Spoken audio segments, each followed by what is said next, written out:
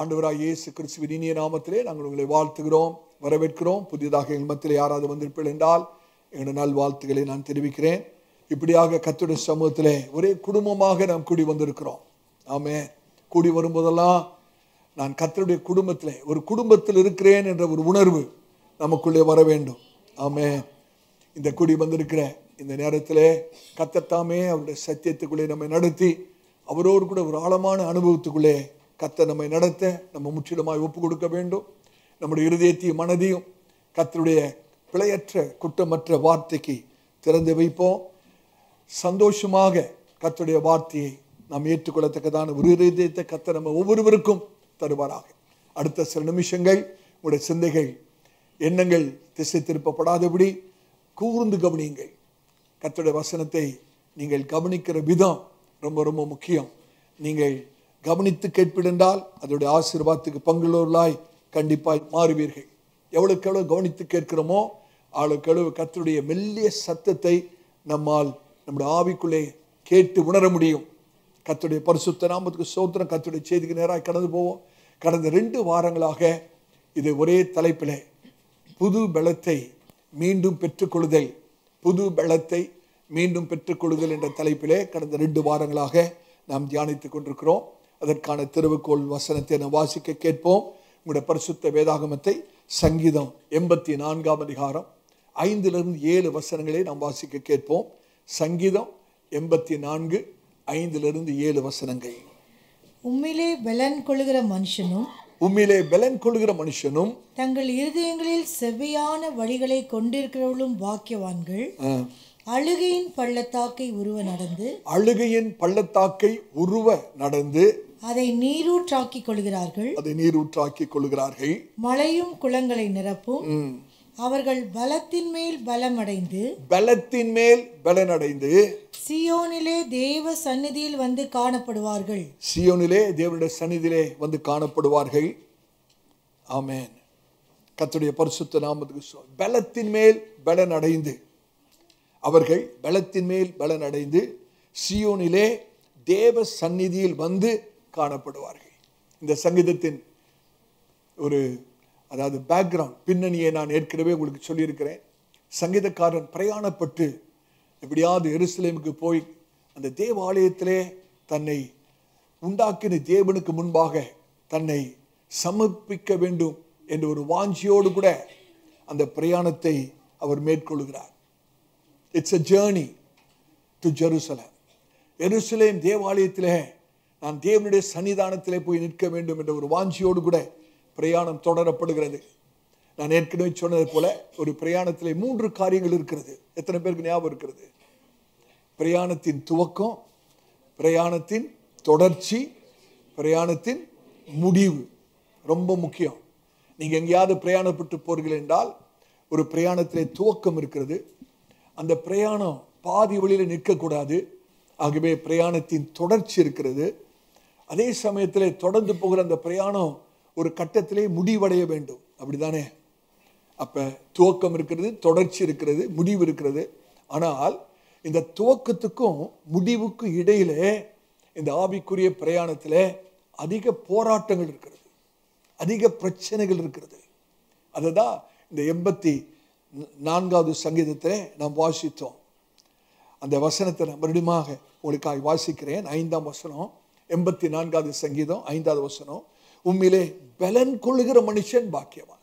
அப்படி என்றால் அந்த மனுஷன் பலவீனத்துக்கு உள்ளாக கடந்து போகிறார் என்ற அர்த்தம். ஒரு பிரச்சனை கூடாக கடந்து போகிறார் என்ற அர்த்தம். பலன் இல்லாத ஒரு நிலைமை காணப்படுகிறது என்ற அர்த்தம். உம்மிலே பலன் கொள்ளுகிற மனுஷனும் தங்கள் இருதயங்களில் செவ்வையான வழிகளை கொண்டிருக்கிறவர்களும் பாக்கியவான்கள். அழுகையின் பள்ளத்தாக்கு, அழுகையின் பள்ளத்தாக்கு, the valley of Baca, the valley of tears, அழுகையின் பள்ளத்தாக்கை உருவ நடந்து. இந்த அழுகையின் பள்ளத்தாக்கை யாராலும் தவிர்க்க முடியாது. எல்லாருக்கும் ஒரு அழுகையின் பள்ளத்தாக்கு இருக்கத்தான் செய்கிறது. ஏதோ ஒரு காலகட்டத்தில், ஏதோ ஒரு சூழ்நிலை நிமித்தமாக, ஒரு இக்கட்டான நிலைமை, ஒரு பிரச்சனை நிமித்தம் நாம் அழுகையின் பள்ளத்தாக்கை உருவ நடக்க நேருகிறது. ஆனால் அவர்கள் பலத்தின் மேல் பலனடைந்து இந்த அழுகையின் பள்ளத்தாக்கு உருவ நடந்து போகிறவர்கள் அதிலேயே அந்த அழுகையின் பள்ளத்தாக்கிலே மடிந்து மாண்டு விடாதபடிக்கு அவர்கள் பலத்தின் மேல் பலன் அடைந்து சியோனிலே தேவ சந்நிதியில் வந்து காணப்படுவார்கள். இதுதான் தேவனுடைய நோக்கம். நாம் எப்படி இக்கட்டான சூழ்நிலை கடந்து போனாலும், எவ்வளவு பெரிய பிரச்சனையின் ஊடாக கடந்து போனாலும், கர்த்தர் நமக்கு ஒரு வாக்குத்தத்தத்தை தருகிறார். என்னவென்றால், நாம் பலத்தின் மேல் பலன் அடைந்து சியோனிலே தேவ சந்நிதியில் வந்து காணப்படுகிற கர்த்தருடைய பிள்ளைகள் நாம். எத்தனை பேர் விசுவாசிக்கிறீங்க? கர்த்தருடைய பரிசுத்த நாமத்துக்கு ஸ்தோத்திரம்.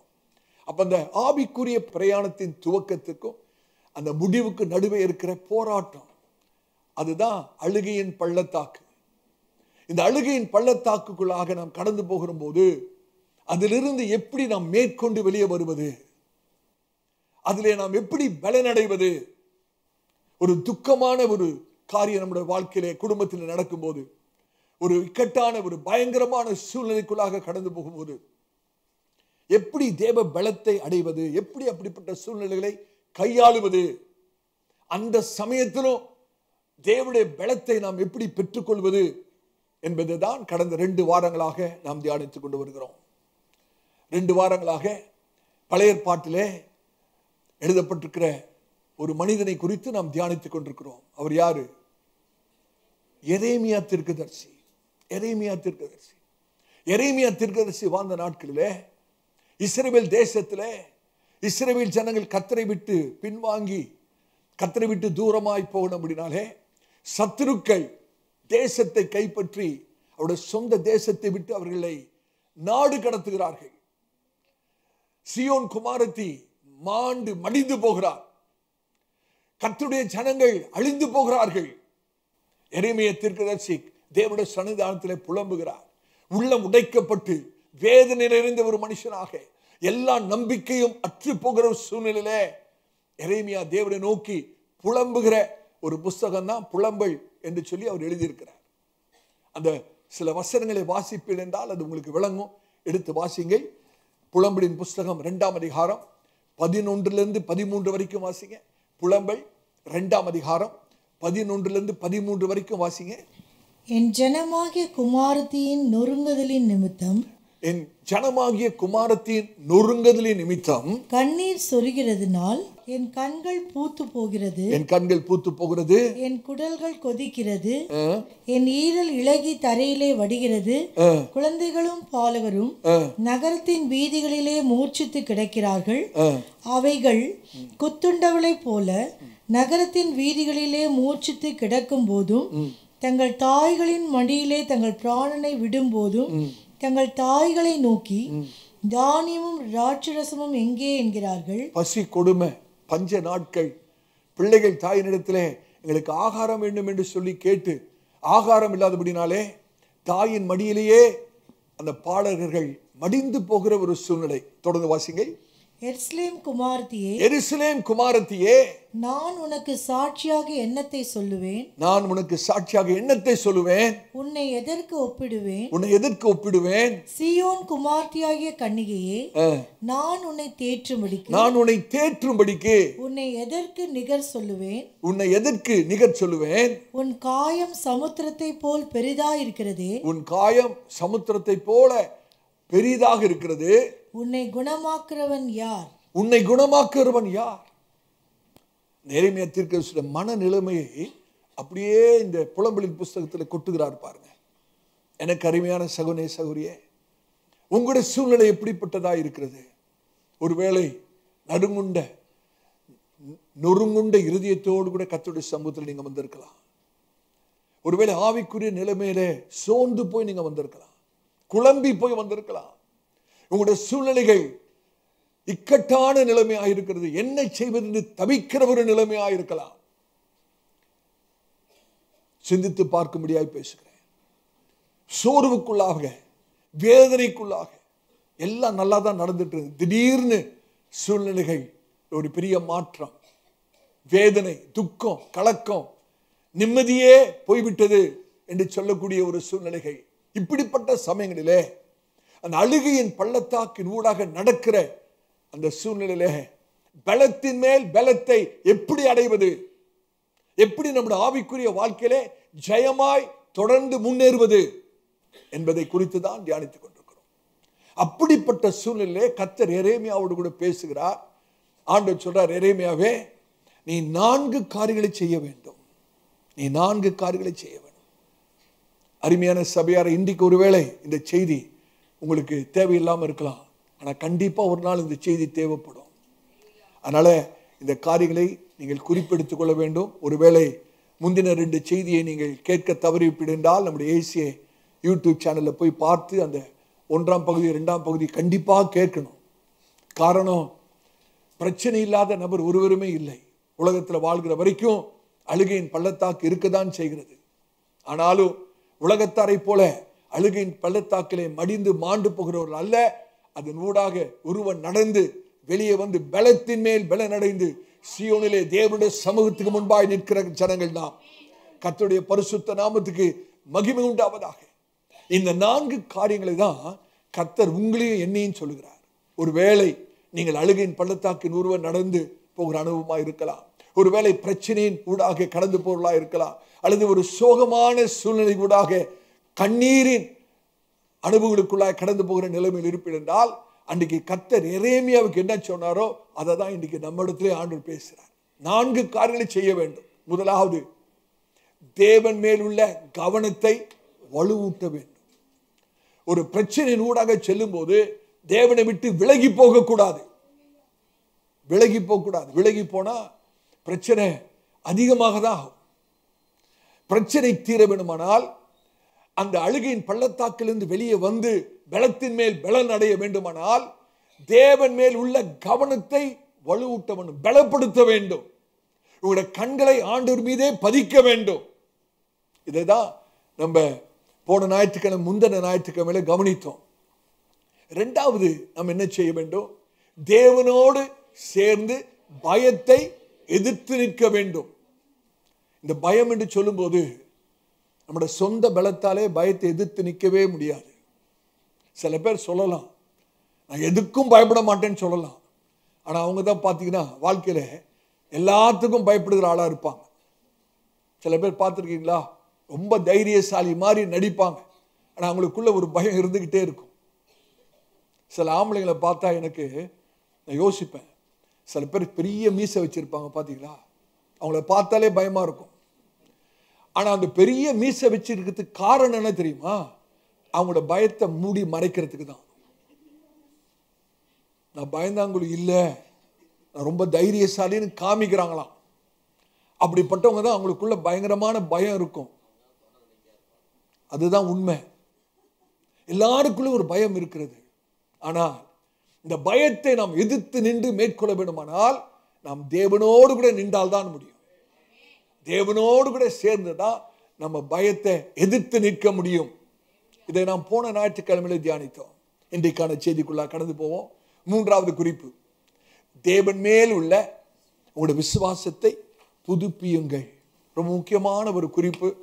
நீங்க குறிப்பு எடுத்துக்கொள்ள வேண்டும், இதை தியானிக்க வேண்டும். ஆவியானவர் உங்களோடு கூட தனிப்பட்ட ரீதியில் பேச விரும்புகிறார்.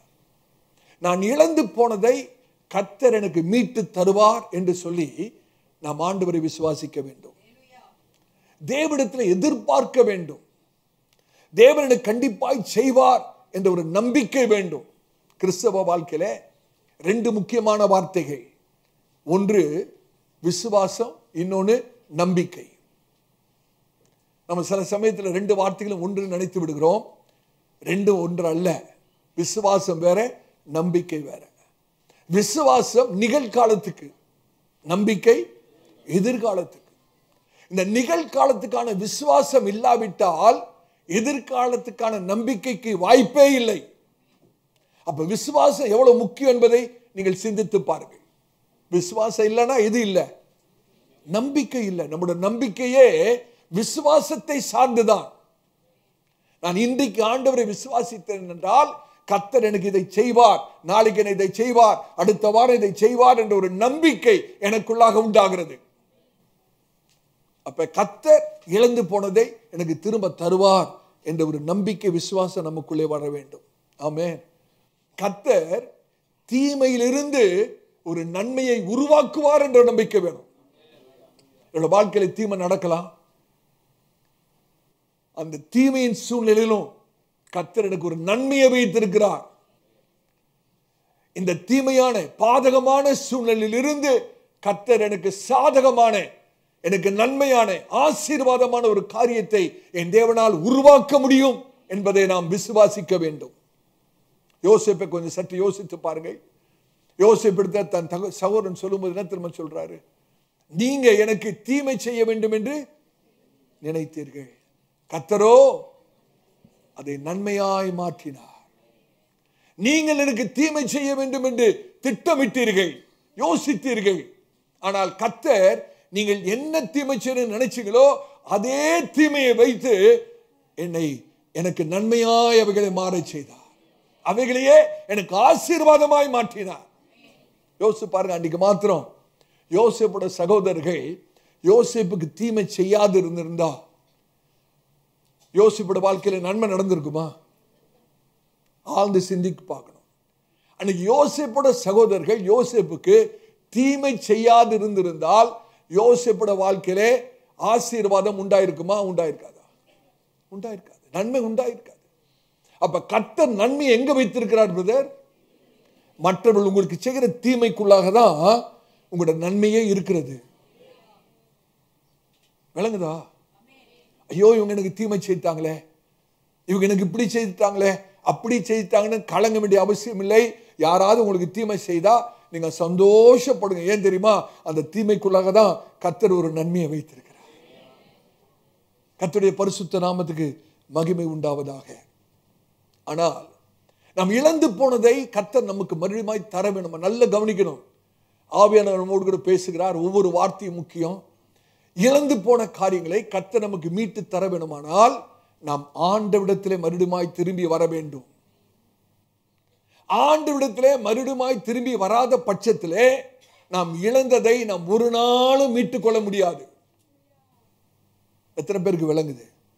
Your restoration is based on coming back to God. விளங்குதா?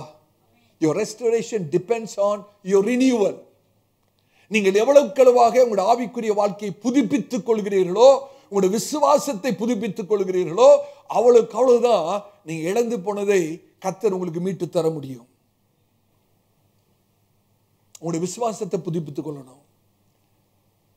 உங்களுடைய ஐக்கியத்தை புதுப்பித்துக் கொள்ளணும். உங்களுடைய உண்மையை புதுப்பித்துக் கொள்ளணும்.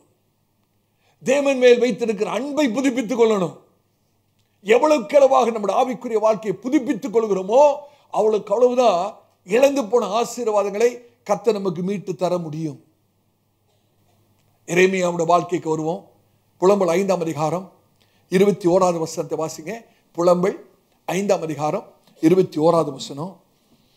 கர்த்தாவே எங்களை உம்மிடத்தில் திருப்பிக் கொள்ளும். இதுதான் முக்கியம் பிரதர். இதுதான் நம்ம இன்னைக்கு செய்ய வேண்டிய ஜெபம். கர்த்தாவே எங்களை உம்மிடத்தில் திருப்பிக் கொள்ளும். அப்பொழுது திரும்புவோம். பூர்வ காலத்தில் இருந்தது போல எங்கள் நாட்களை புதியவைகள் ஆக்கும். எங்களுடைய நாட்களை புதியவைகளை ஆக்கும். பூர்வ நாட்கள் இருந்தது போல எங்களுடைய நாட்களை புதியவைகள் ஆக்கும். இதை NLT டிரான்ஸ்லேஷன், நியூ லிட்டரல் டிரான்ஸ்லேஷன்ல எப்படி மொழிபெயர்த்திருக்கிறார்கள் என்றால், ஆண்டவரே எங்களை மீட்டெடுத்து உம்மிடமாய் எங்களை இழுத்து கொள்ளும். நாங்கள் இழந்து போன சந்தோஷத்தை எங்களுக்கு திரும்ப தாரும். நாங்கள் சந்தோஷத்தை இழந்திருக்கிறோம், நிம்மதி இழந்திருக்கிறோம், சமாதானத்தை இழந்திருக்கிறோம், ஆசீர்வாதத்தை இழந்திருக்கிறோம். இழந்ததை திரும்ப தாரும். இழந்ததை திரும்ப தாருன்னு சொல்வதற்கு முன்னால எரேமியா ஒரு ஜெபத்தை ஏறெடுக்கிறார். என்ன தெரியுமா? கர்த்தாவே எங்களை உம்மிடத்தில் திருப்பிக் கொள்ளும். எங்களை உம்மிடத்தில் திருப்பிக் கொள்ளும். அப்பொழுது திரும்புவோம். பூர்வ காலத்தில் இருந்தது போல எங்கள் நாட்களை புதியவைகள் ஆக்கும். எங்களுடைய நாட்களை புதியவைகள் ஆக்கும். நாங்கள் இழந்து போன சந்தோஷத்தை திரும்ப தாருன்னு சொல்வதற்கு முன்னே எரேமியா சொல்றாரு, ஆண்டவரே நாங்க உம்மிடத்துல திரும்பி வரணும். நாங்க உம்மிடத்துல திரும்பி வந்தாதான் நாங்க இழந்து போன சந்தோஷம் மறுபடியும் கிடைக்கும்.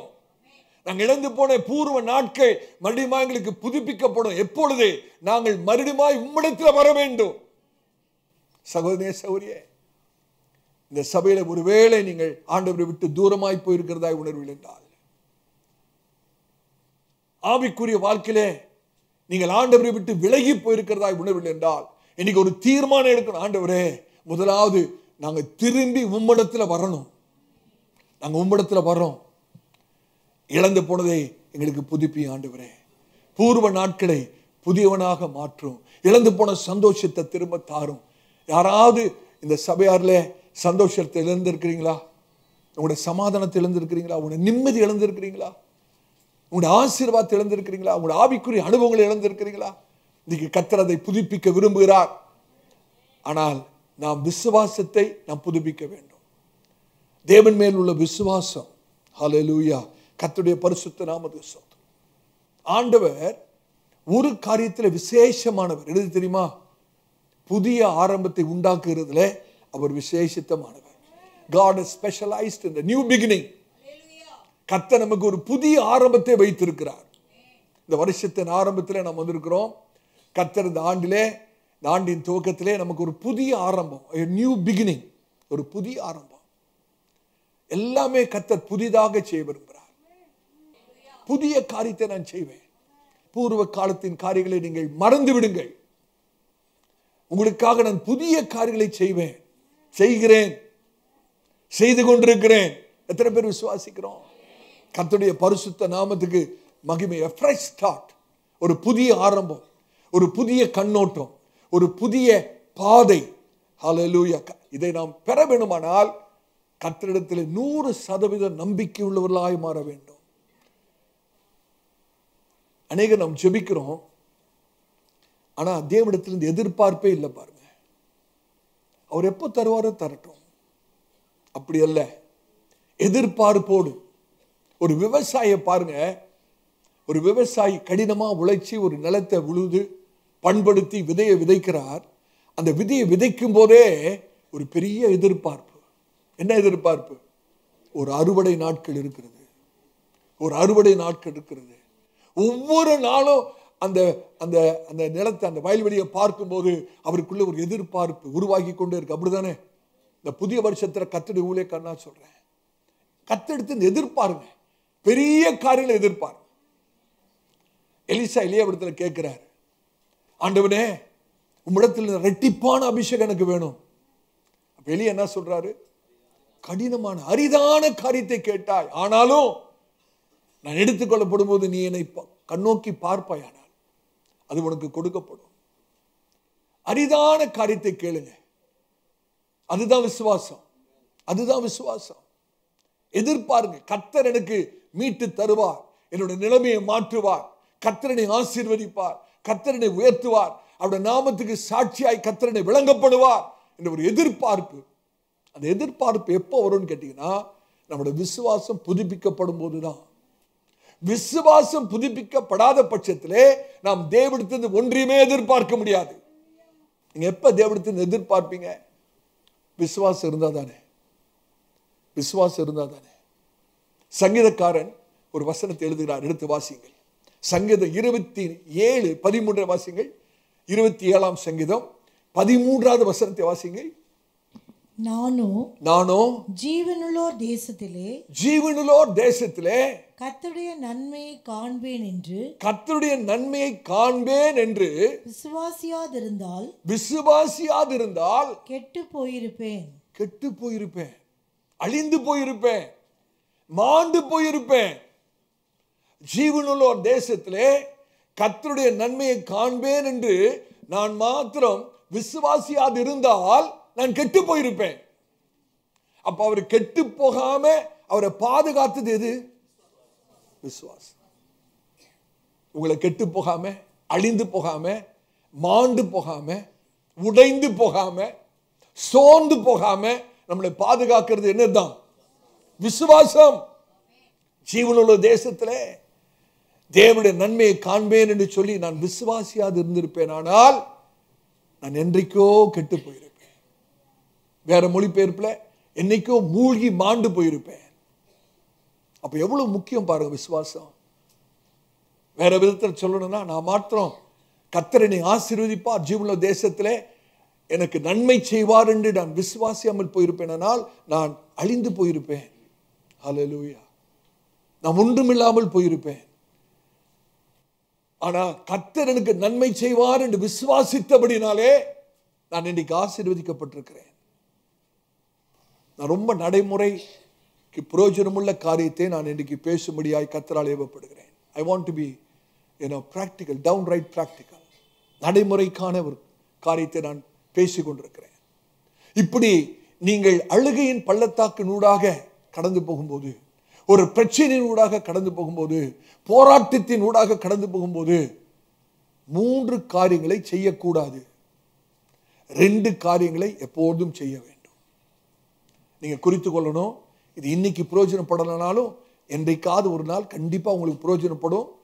நீங்கள் இக்கட்டான சூழ்நிலையிலே கஷ்டத்தின் வழியாக கடந்து போகும்போது, ஒருவேளை பண கஷ்டமா இருக்கலாம், குடும்பத்திலே சமாதானக்கேடா இருக்கலாம், போராட்டமா இருக்கலாம், ஒரு சரீரத்திலே சுகவீனமா இருக்கலாம், அல்லது வேதனைக்குரிய ஒரு சூழ்நிலையா இருக்கலாம். இப்படிப்பட்ட நேரங்களிலே 3 காரியங்களை செய்யவே கூடாது. 2 காரியங்களை கண்டிப்பாய் செய்ய வேண்டும். எத்தனை பேருக்கு தெரிந்து கொள்ள வாஞ்சியா இருக்கிறீங்க? கர்த்தருக்கு ஸ்தோத்திரம். 3 காரியங்களை செய்யக்கூடாது. அப்படிப்பட்ட சமயங்களிலே 3 காரியங்களை செய்யக்கூடாது. முதலாவது, உங்களுடைய துக்கத்தை உங்களுக்குள்ளே அடக்கி வைக்க கூடாது. யார்கிட்ட பாஸ்டர் போய் சொல்றது?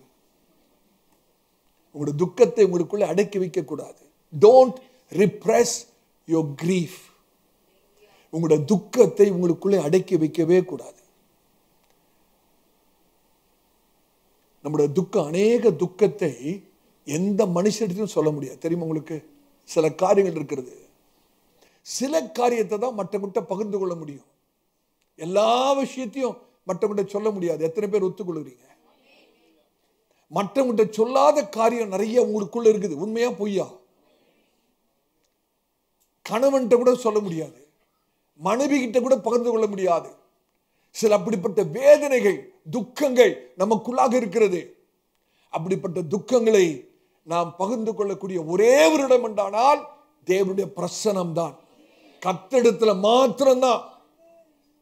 நீங்கள் எப்படி உணர்கிறீர்கள்? உங்களுடைய என்ன துக்கம், அந்த துக்கத்துக்கான காரணம், உங்களுடைய வேதனை தான் என்ன என்பதை தேவனிடத்திலே மனம் திறந்து சொல்ல வேண்டும். ஹல்லேலூயா. கர்த்தருடைய பரிசுத்த நாமத்துக்கு ஸ்தோத்திரம். நாங்க ஊழியக்காரர்களா இருக்கிறோம். அநேக விசுவாசிகள், நீங்க உங்களுடைய கஷ்டத்தையும் உங்களுடைய பிரச்சனைகளையும் நீங்க கடந்து போகிற வேதனையான காரியங்களையும் நீங்க எங்களிடத்துல பகிர்ந்து கொள்வது வழக்கம். அப்படித்தானே? அதுக்காக தானே கர்த்தர் எங்களை வச்சிருக்கிறார். நாங்க கேட்டு அதை வேற யாருக்கிட்டையும் சொல்றது இல்லை, கர்த்தரிடத்துல மாத்திரம்தான் 100% கர்த்தருடைய சமூகத்தில் நின்று சொல்ல முடியும். ஒருத்தர் சொல்ற பிரச்சனைய இன்னொருத்தர்கிட்ட நாங்க செத்தா கூட சொல்ல மாட்டோம். ஒரே ஒருத்தர் தான். உங்களுடைய பிரச்சனைகள் எல்லாம் நாங்கள் ஆண்டவர் சமூகத்தில் கொண்டு போய் உங்களுக்காக ஜெபிப்போம். அதை வேற யார்கிட்டையும் சொல்ல மாட்டோம். ஆனா இவ்வளவு பிரச்சனைகளை நாங்க கேட்கிறோம். எங்க பிரச்சனைகள் கேட்கறதுக்கு யார் இருக்கா? எங்க பிரச்சனைகளை நாங்க யார்கிட்ட போய் சொல்ல முடியும்? அன்னைக்கு ஒரு பிரதர் சொன்னாங்க, பாஸ்டர் நீங்க இவ்வளோ பிரச்சனைகளை கேட்குறீங்க, சில சமயம் நைட்டு தூக்கமே வராது. நான் சாட்டர்டே தேர்ஸ்டே உட்காந்துட்டேன்னா இந்த 10லேருந்து 2 மணி வரைக்கும் பிரச்சனைகள் கேட்டு கேட்டு அன்னைக்கு நைட் என்னால் தூங்கவே முடியாது. அவ்வளோ வேதனையாக இருக்கும். ஏன்னா அவ்வளோ கஷ்டங்கள், அவ்வளோ போராட்டங்கள் வழியா ஜனங்கள் கடந்து போகிறார்கள். அப்போ அந்த பிரதர் சொன்னார், பாஸ்டர் நீங்கள் கூட கொஞ்சம் ஷேர் பண்ணலாமா எங்ககிட்ட? நாங்கள் கூட கொஞ்சம் நாங்களும் உங்களுக்காக ஜெபிப்போமே. ரொம்ப சந்தோஷம். அந்த சௌர சொன்னது எனக்கு ரொம்ப சந்தோஷம். ஆனால் அந்த சௌர்கிட்ட நான் சொன்னேன், அப்பா இதை கொஞ்சம் கேளுங்க, உங்களோட பாரத்தை சுமக்கிறதுக்காக தான் கர்த்தர் எங்களை வச்சிருக்கிறாரு. எங்க பாரத்தை சுமக்க உங்களை கர்த்தர் வைக்கல. எங்களோட பாரத்தை நீங்க சுமக்கிறது முடியா கர்த்தர் உங்களை வைக்கல. உங்களோட பாரத்தை சுமக்கிறதுக்காக தான் கர்த்தர் எங்களை ஏற்படுத்தி வைத்திருக்கிறார். அதனால நான் உங்களை பாரப்படுத்தவே கூடாது. எனக்கு என்ன பிரச்சனை வந்தாலும் நான் உங்களை பாரப்படுத்தக்கூடாது. நான் என்னுடைய பிரச்சனையை சொல்லி உங்களை துக்கப்படுத்தக்கூடாது. நீங்க சந்தோஷமா இருக்கணும். ஆமென். அப்ப என்னுடைய பிரச்சனையை நான் எங்க போய் சொல்லுகிறது? எங்களுக்கு என்ன பிரச்சனையே இல்லைன்னு நினைக்கிறீங்களா? பிரச்சனைகள் இருக்கிறது. ஆனா ஆண்டுகிட்ட மாத்திரம் தாங்க சொல்ல முடியும். கடந்த 33 ஆண்டுகள் நாங்கள் கடந்து போன பாடுகள், பிரச்சனைகள் ஏராளம் ஏராளம். ஆனா எல்லா காரியங்களையும் நாங்கள் சொல்லக்கூடிய ஒரே ஒரு இடம் உண்டானால் தேவட மாத்திரம்தான், தேவட பிரசனம் மாத்திரம்தான் எங்களுக்கு ஆறுதல். ஆமென். தயவுசெய்து நான் சொல்லுறதை நன்றாக கவனிங்க. உங்களுக்குள்ளே அந்த துக்கத்தை அடக்கி வைக்க வேண்டாம். எவ்வளவுக்கு அளவாக துக்கத்தை அடக்கி வைக்கிறீங்களோ அவ்வளவுக்கு அவ்வளவு ஆவிக்குரிய ரீதியிலும் சரி, சரீரப்பிரகமான ரீதியிலும் சரி, அது உங்களுக்கு கெடுதலா முடிஞ்சிடும். துக்கத்தை அடக்கி வைத்து வைத்து வைப்போமானால் ஆவிக்குரிய ரீதியிலும் அது நல்லதில்லை, சரீர பிரகாரமாகவும் நல்லதில்லை.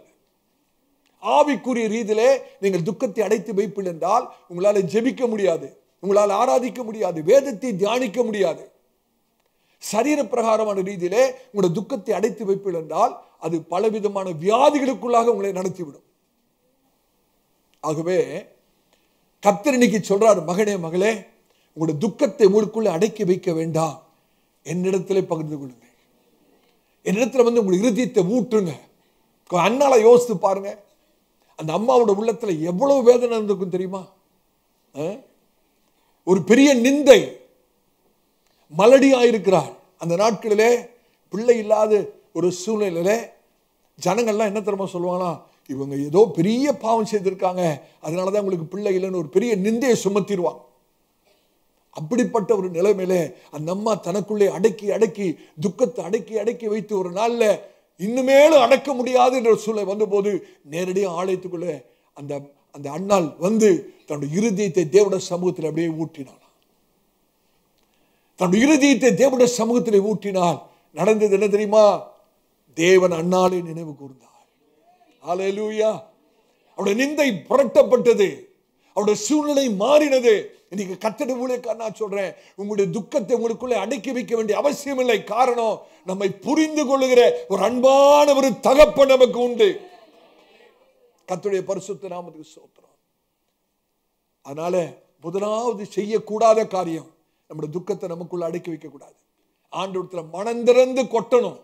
தேவனுடைய சமூகத்தில் நம்முடைய வேதனை, நம்முடைய துக்கங்கள், கலக்கங்கள், போராட்டங்கள், பலவீனங்கள், தவறுகள், பிள்ளைகள் எல்லாவற்றையும் தேவனுடைய சமூகத்தில் கொட்டி தீர்க்க பழகி கொள்ளணும். இரண்டாவது, don't resign from life. எல்லாம் முடிஞ்சிடுச்சுன்னு நினைக்கவே கூடாது. என்னோட வாழ்க்கையில எல்லாம் முடிஞ்சிருச்சு, இனிமையும் நான் சந்தோஷமா இருக்கிறதுக்கு வாய்ப்பு இல்லை, ஆகவே நான் என்னையே தனிமைப்படுத்திக் கொள்ள போகிறேன். அநேகர் சொல்லுகிறார்கள், என்னோட பிரச்சனை அவ்வளவா இருக்குது, இனிமேல் யாரும் என்கிட்ட வந்து பேச நான் விட மாட்டேன், நானே என்னை தனிமைப்படுத்திக் கொள்ள போகிறேன். முள்ளம்பன்றி பார்த்துருக்கிறீங்களா? எத்தனை பேர் முள்ளம்பன்றி பார்த்துருக்கீங்க? யாரும் கிட்டையே வர முடியாது. என்ன ஒன்றும் பார்க்காத மாதிரி சொல்றீங்க? சுற்றிலும் முள்ளு தான் இருக்கும், யாரும் கிட்டையே போக முடியாது. அது என்ன திரும்ப சொல்லுது? என்கிட்ட யாரும் வராத, என்கிட்ட வந்தா குத்திடுவேன். இன்னைக்கு அநேகருடைய கிறிஸ்தவ வாழ்க்கை அப்படி இருக்கு. நான் யாரு கூடயும் சேர மாட்டேன், நான் தனிமைப்படுத்திக் கொள்வேன், இனிமேல் எனக்கு ஒரு நல்ல காரியம் நடக்காது. இல்லை சகோதரனே, ஒரு நாள் நீங்க அப்படி நினைக்க வேண்டாம். வாழ்க்கையின் முடிவுக்கு ஒரு நாள் வரக்கூடாது, முடிந்து விட்டதுன்னு நினைக்க கூடாது. கர்த்தர் முடிவிலிருந்து ஒரு புதிய ஆரம்பத்தை துவக்க அவர் வல்லமை உள்ளவராக இருக்கிறார். கர்த்தருடைய பரிசுத்த நாமத்துக்கு ஸ்தோத்திரம். ஆமென். ஆவியானவர் நம்மோடு கூட பேச ஒரு எதிர்மறையான ஒரு உணர்வுகளுக்கு நீங்க இடம் கொடுக்காதீங்க. அநேக சமயத்தில் எதிர்மறையான உணர்வு உங்களை ஆட்கொள்ள அது முற்படும். உன்னால ஒண்ணுமே செய்ய முடியாது, உன்னோட வாழ்க்கை மாறாது, உன்னோட சூழ்நிலை மாறாது, உன்னோட பிரச்சனை தீராது, உன்னோட கடன் பிரச்சனை தீராது, உன்னோட சரீர சுகம் உனக்கு உண்டாகாது, இந்த சரீரத்தின் இந்த வியாதியோடு கூட தான் கடைசி வரைக்கும் இருக்கணும். இல்லை, சத்ருவாகிய பிசாசு சொல்லுகிற போய் கர்த்தர் எல்லாவற்றையும் மாற்ற போதுமானவரார். என் தேவனால் கூட அந்த காரியம் ஒன்றுமில்லை. முதலாவது குறிப்பு என்னது? துக்கத்தை அடக்கி வைக்க கூடாது. Don't repress your grief. இரண்டாவது, எல்லாம் முடிஞ்சிருச்சு நினைக்க. Don't resign from life. Don't resign from life. மூன்றாவது, கசப்புக்கு இடம் கொடுக்க கூடாது. Don't retreat into resentment. அப்படிப்பட்ட சூழ்நிலைகளே கசப்புக்கு மனக்கசந்து விடுறோம் பாருங்க. மனக்கசப்புக்கு இடம் கொடுக்கவே கூடாது. காரணம், மனக்கசப்பு நம்மளை தான் பாதிக்கும் ஒழிய மற்றவர்களை பாதிக்காது. நீங்க யோசிச்சு பாருங்க, யாரோ உங்களை புண்படுத்திட்டாங்க, உங்களை துக்கப்படுத்திட்டாங்க, உங்களை வேதனைக்குள்ளாக ஏதோ ஒரு வார்த்தை பேசிட்டாங்க, நீங்க அவங்க மேல மனம் கசந்து கொள்வீர்கள் என்றால், அவங்க பேரிலே ஒரு மனக்கசப்பு, ஒரு விரோதம், ஒரு குரோதம் உங்களுக்குள்ளே உண்டாகுமானால், அந்த மனக்கசப்பு மற்றவர்களை ஒரு நாளும் பாதிக்காது. அவங்க உங்களை வேதனைப்படுத்திட்டு போயிட்டே இருப்பாங்க. நீங்க அதையே யோசித்து யோசித்து யோசித்து நீங்கள் குமுறும் போது அந்த மனக்கசப்பு உங்களுக்கு தான் பாதிப்பை கொண்டு வருகிறது. உங்களோட சரீரத்துக்கு தான் பாதிப்பை கொண்டு வருகிறது. அது வேதனை அதிகமாக்கிறோம். சொல்றது விளங்கிக் கொள்ளுங்கள். ஒரே விஷயம் தாங்க ஒருவர் உங்களை குறித்து தப்பா பேசியிருப்பாரு, ஒரு விஷயம் பேசியிருப்பாரு. ஆனா நீங்க அவரால் 1000 முறை பாதிக்கப்பட சாத்தியம் இருக்கிறது. ஒரு விஷயம் தான் உங்களை குறித்து தப்பா பேசி உங்களை துக்கப்படுத்தி இருப்பாரு. ஆனா அந்த நபரே உயிரோடு இல்லாவிட்டாலும், ஒருவேளை அந்த நபர் மரித்து கூட போயிருக்கலாம். அந்த மரித்து போன நபர் மறுபடியுமா உங்களை வேதனைப்படுத்த சாத்தியம் இருக்கிறது. எப்படி? ஒவ்வொரு விஷயம், ஐயோ இவர் இப்படி பண்ணிட்டாரே, இவர் நமக்கு இப்படி பண்ணிட்டாரே, இந்த சகோதரி இப்படி பண்ணிட்டாங்களே, அந்த நபர் நமக்கு பண்ணிட்டாருன்னு ஒவ்வொரு இதை நீங்க யோசிக்கும் போது அவர் மறுபடியும் உங்களை காயப்படுத்தி கொண்டே தான் இருக்கிறார். அவர் ஒருவேளை உயிரோடு கூட இல்லாம இருக்கலாம். எத்தனை பேருக்கு நான் சொல்றது விளங்குது? ஆமே. யோசித்து பாருங்க, நம்ம எல்லாருமே ஏதோ ஒரு விதத்தில் மனுஷர்களால் புண்படுத்தப்பட்டவர்கள் தான். ஏதோ ஒரு சமயத்தில் யாரோ ஒருவர் நம்மளோட உள்ளத்தை உடைச்சிருக்கிறாங்க, நம்மளை புண்படுத்திருக்கிறாங்க. இது விதி விலக்கு யாருமே கிடையாது.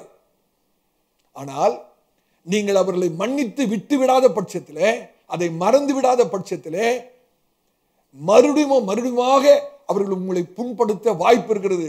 எப்பனா நீங்க அதை குறித்து யோசிக்கும் போதெல்லாம் உங்களுக்குள்ள ஒரு வேதனை வருகிறது. இன்னைக்கு கர்த்தர் சொல்றாரு, உங்களுக்குள்ளே கசப்பு வைராக்கியம் வேண்டாம். எந்த கசப்பான வேரும் முளைத்து எழும்பி உங்களை தீட்டுப்படுத்தாதபடி நீங்கள் உங்களை காத்துக் கொள்ளுங்கள், ஜாக்கிரதையாயிருங்கள் வேதம் சொல்கிறது. அப்படிதானே? ஒரு கசப்பை வைத்துட்டோம்னா அது கேன்சர் போல நம்மளோட முழு சரீரத்திலும் பரவி நம்மளை அழித்து விடும், நம்மளை ஒரு நோயாளியா மாற்றிடும். பாருங்க, நீங்க கர்த்தருடைய ஆவியானவர் நம்மோடு கூட பேசுகிறார். அதை மன்னித்து மறந்து விட்டு விடுங்கன்னு சொல்றோம். நல்லா கவனிங்க. not because they deserve it. அவர்கள் அதுக்கு தகுதியானவர்களா? அது நமக்கு பிரச்சனையே இல்லை. நான் மன்னிக்கிறதுக்கு அவங்க தகுதியானவங்களா இல்லையா? அவர்கள் தகுதியான இருக்கிறார்களோ தகுதி இல்லாமல் இருக்கிறார்களோ, எனக்காவது நான் என்னை மன்னிக்க வேண்டும், அவர்களை மன்னிக்க வேண்டும். என்னுடைய நலத்துக்காவது நான் அவர்களை மன்னித்து அதை விட்டுவிட வேண்டும்.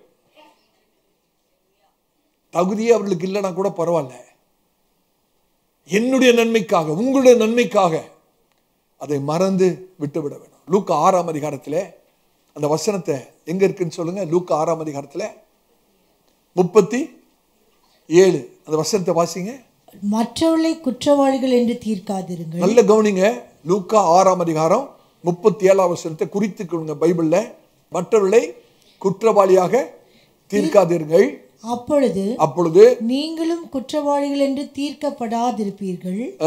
மற்றவர்களை ஆக்கினைக்குள்ளாகும்படி தீர்க்காதிருங்கள், அப்பொழுது நீங்களும் ஆக்கினைக்குள்ளாக தீர்க்கப்படாதிருப்பீர்கள். விடுதலை பண்ணுங்கள். நல்ல கவனிங்க.